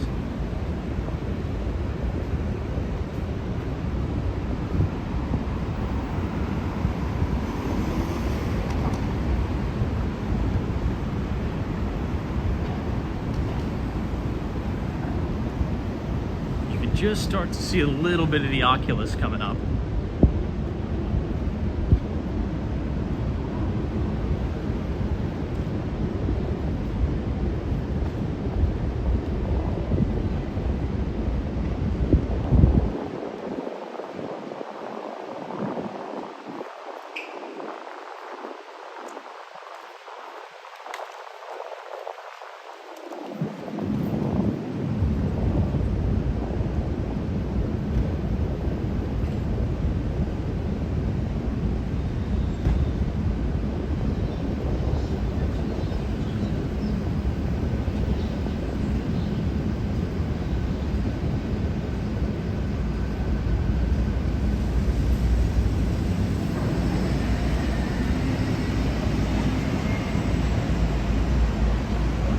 Vesey Street, we finally made it.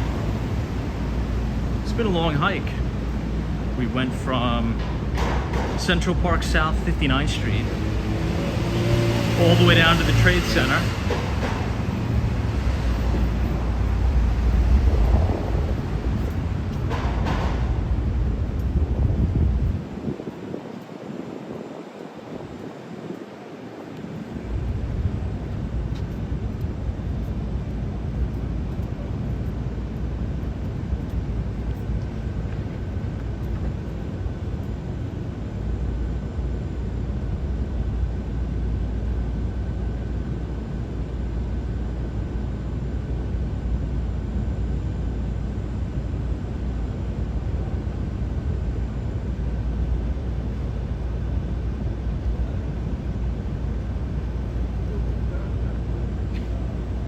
All right, let me take you guys inside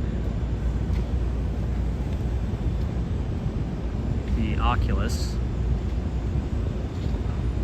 Hey, Romero, thank you so much for your generous $5 donation. Appreciate all your support.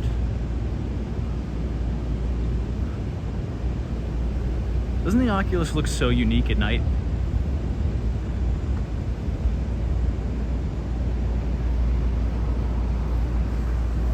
Wow, Professor, you used to go to the Oculus almost every day? Nice. Well, if you look in the distance, this big glass dome, that is Brookfield Place, where if you want to see a beautiful sunset in the summer, go on the other side of Brookfield Place on the Hudson River, and the sunset is freaking unreal. Unbelievable.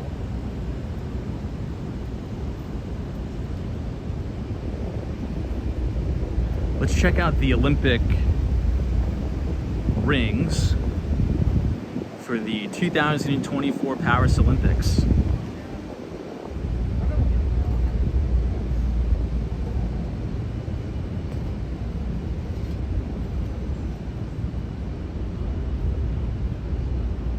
July 26th to August 11th.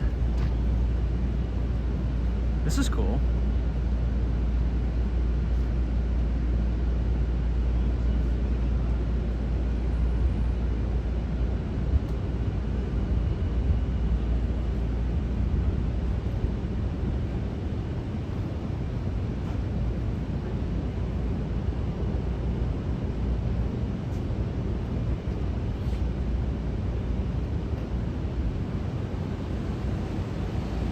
This is the Millennium Hotel right in front of us.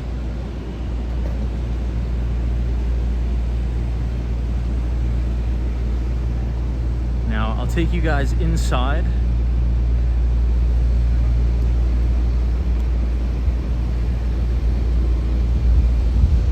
Just so I have an excuse to get in the air conditioning.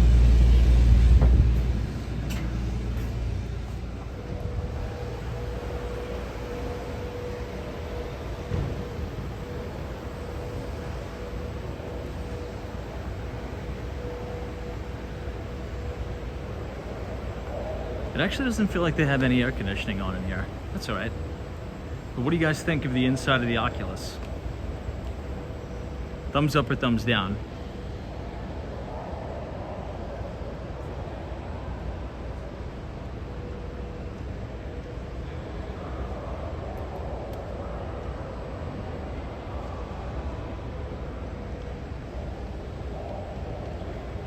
Now, if you walk all the way to the back, that's going to take you to the PATH train. But if you continue to walk further back, past the PATH train, that will take you underground. It'll take you under the highway to West Street. And you can see beautiful, beautiful sunsets.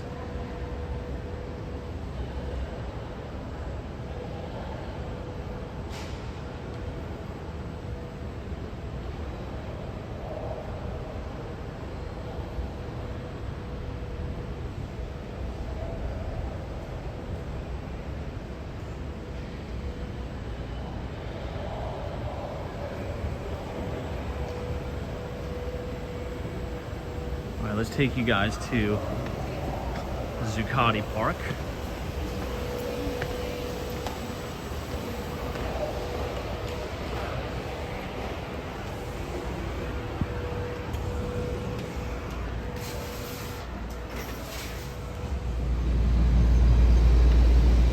And this is the new Mercer Labs Museum Art and Technology.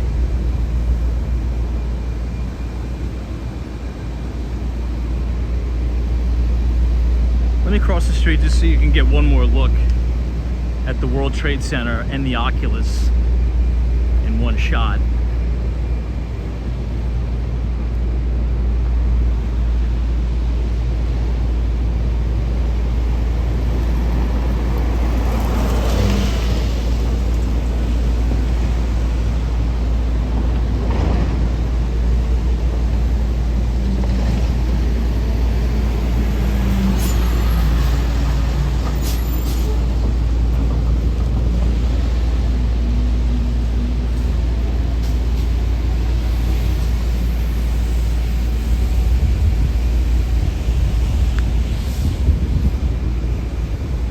All right, let's continue to head down.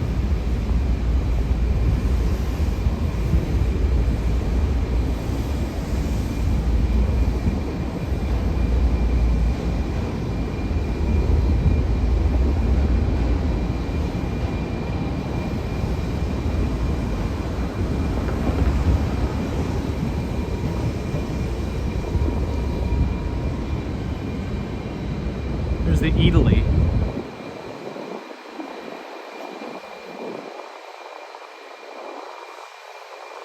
So that video we talked about a little bit earlier in the stream, it was filmed right here, Zuccotti Park. So a lot of history about the financial crisis.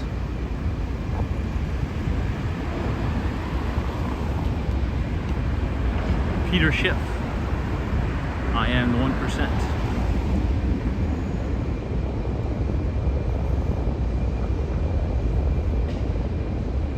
But you notice how dead Lower Manhattan is compared to Midtown? It really kind of feels desolate down here.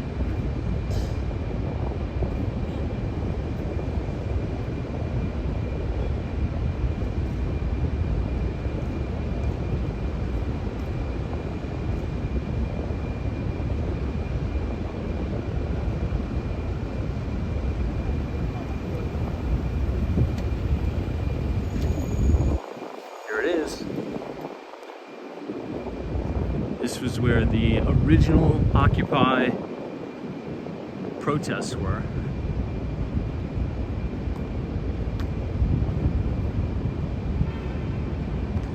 Yeah, Mach E. It's true, and that's why, you know, generally speaking, it's hard to move product down here because it doesn't yet have that kind of sense of community down here. I think with the new South Street Seaport and all that, it's going to come back, but I mean, 130 Williams sold really well, but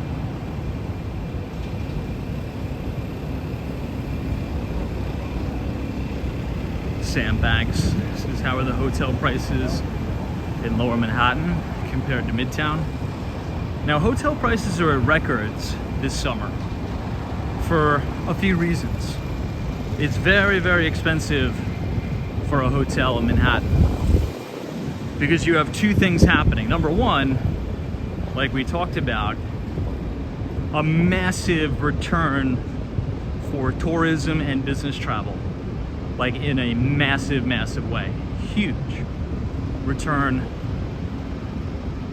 to tourism and business travel. And number two, there are also a lot of hotels around the city, New York, that are allocated for migrant housing. So you have this magic elixir of the highest demand we've ever had with the shortage of supply. This is the very famous Trinity Church right here at the end of Wall Street. You can see the graveyard.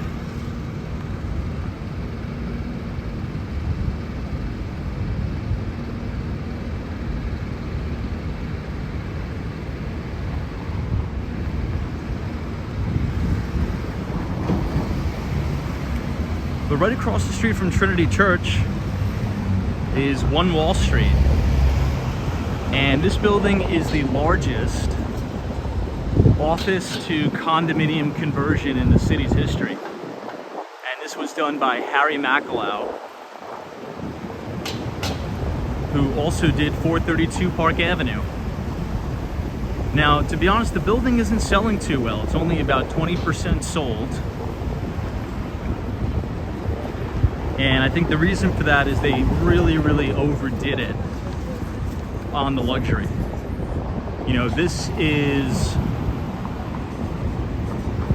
Billionaires Row pricing, West Village pricing in terms of price per square foot for Lower Manhattan. It's really, really tough to get those prices.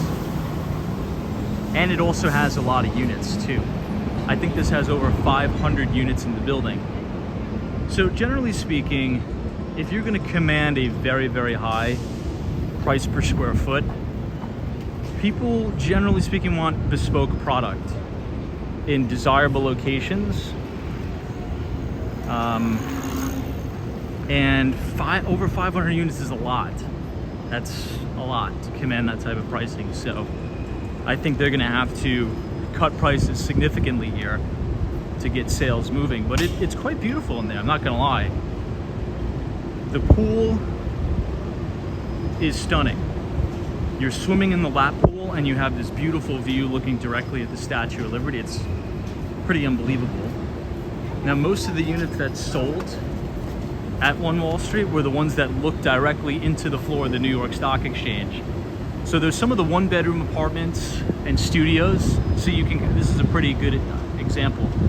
Look at all the lights on and look at most of the building is empty. There's like almost no lights on, but a lot of them that are on are looking directly into the floor of the New York Stock Exchange. I mean, think about how cool of a view that would be. Sitting in your bedroom and you're looking at all the floor traders. That's pretty cool. I would buy something like that.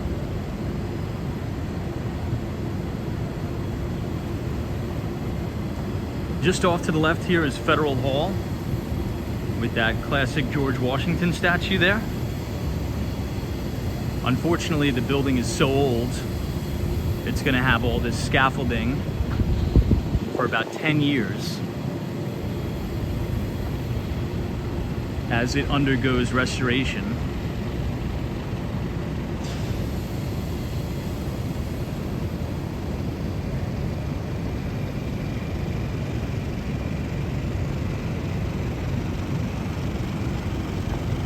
And here we have the New York Stock Exchange.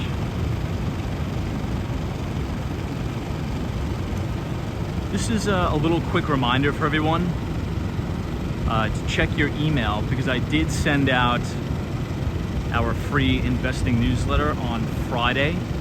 I didn't send it out on Thursday because it was the 4th of July. So if you like all the conversations we have about the financial markets and New York City, if If you scan the QR code on your screen and punch in your email, you'll receive all of our equity research for free, sent right to your inbox every other Thursday. So go ahead and check your email if you haven't signed up. That's the link to our Substack. But let's go ahead and continue on to the Brooklyn Bridge. Now, as we take a walk down Wall Street, what you'll notice is there's really not a lot of financial activity that happens down here anymore. The last standing investment bank on Wall Street was just off to the left at 60 Wall Street. It was Deutsche Bank, which is the big bulge bracket German investment bank. They have now vacated 60 Wall Street and they are at the Time Warner Center.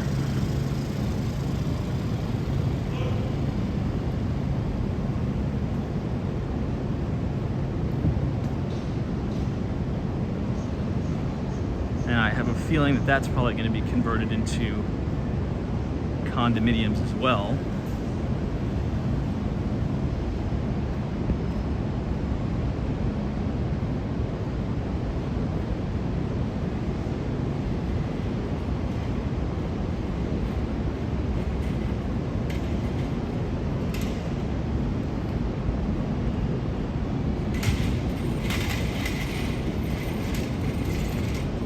Wall Street station where you get the 2 and the 3 trains.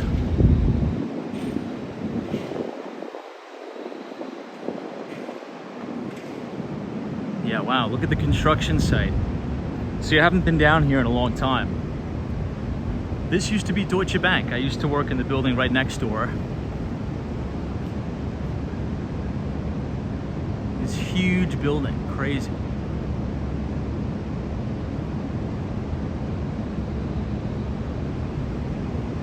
Wild.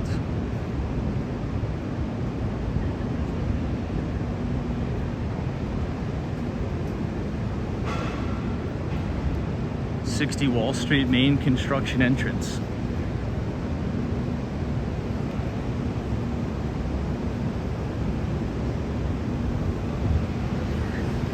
Hey, look who it is. Kava.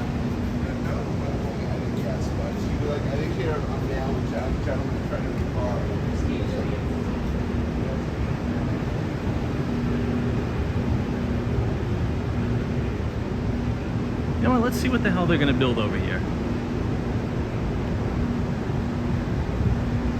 Whoa, look at that. They're gonna make like this Greco-Roman style entrance. Look at that.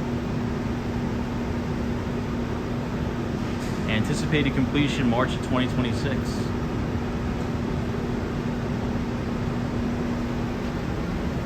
Look at that. That kind of looks like something you would see in Rome with those big columns. Interesting. We'll see what they're gonna do. It says commercial, so.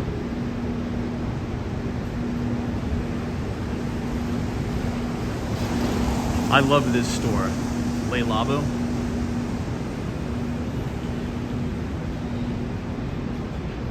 Oh my God, we've already been streaming for 2.5 hours.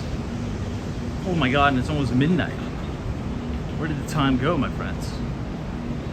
Where did the time go?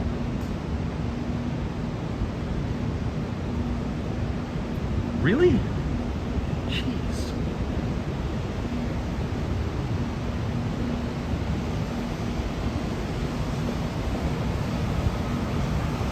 So this is my old office, which is now the Wall Street Hotel. And exactly right here where we're standing is where they signed the original Buttonwood Agreement, which created the first stock exchange ever. So in 1792, right where you're standing, the Buttonwood Agreement was officially signed and executed, establishing the first ever New York Stock Exchange at the time.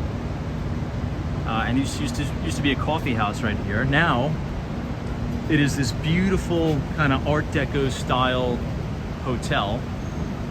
Now, if you're ever lucky enough to go inside the New York Stock Exchange, ask them to see the Buttonwood Agreement, because they have the original document on display inside the New York Stock Exchange. It's pretty cool.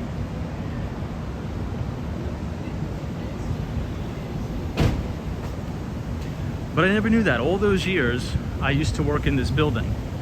And that's quite literally the exact building where the first ever New York Stock Exchange was established. This used to be a really fun place to work. I enjoyed my time working in Lower Manhattan.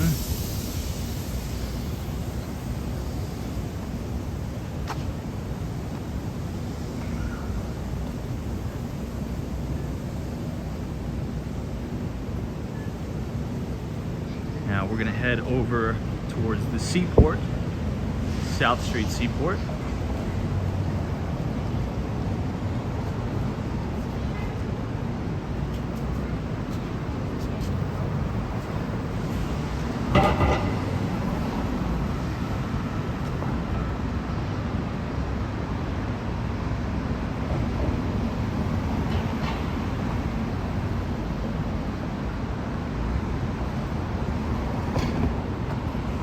To be honest, everybody, I don't know if we're gonna be able to make it to the Brooklyn Bridge tonight.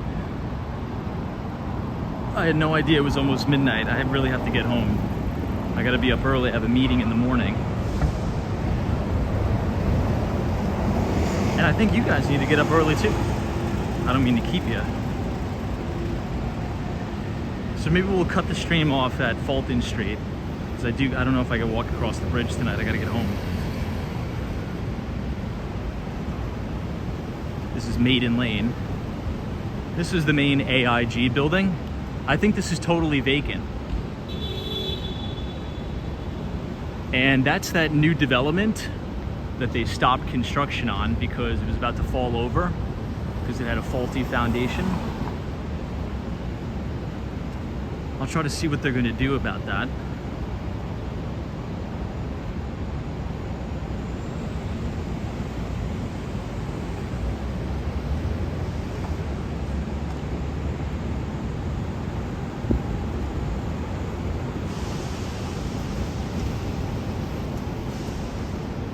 Looks like they reopened the building. I always thought it was vacant. Maybe someone signed the lease in here.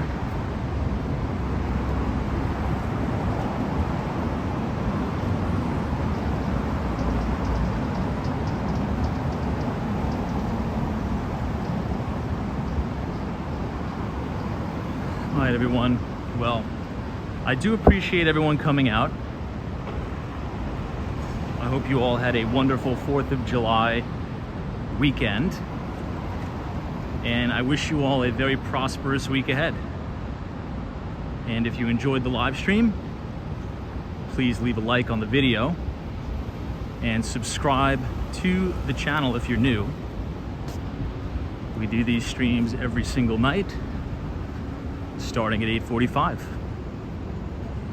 And as always, if you'd like to sign up to receive all of our stock market research for free, scan the QR code on your screen and it'll bring you to our Substack. We publish on our Substack every other Thursday, right as the market closes. And we have about 24 months, 2 years of archived research for free for all of our viewers here at Walks on Wall Street. So everybody take care. Good night. God bless. See you right back here tomorrow live from New York City. Out and about, GNS, Western Mass Dave, Hawaii, Mark, Sabrina Fair, Lisa Davis. Appreciate it. Anna, Stephen Bate, Professor Dario, Optimus 17, Tatted T, Sharon, Colton Manning. Thanks everybody. Have a wonderful, wonderful week ahead. And we'll regroup and break it down here tomorrow. Enjoy your night.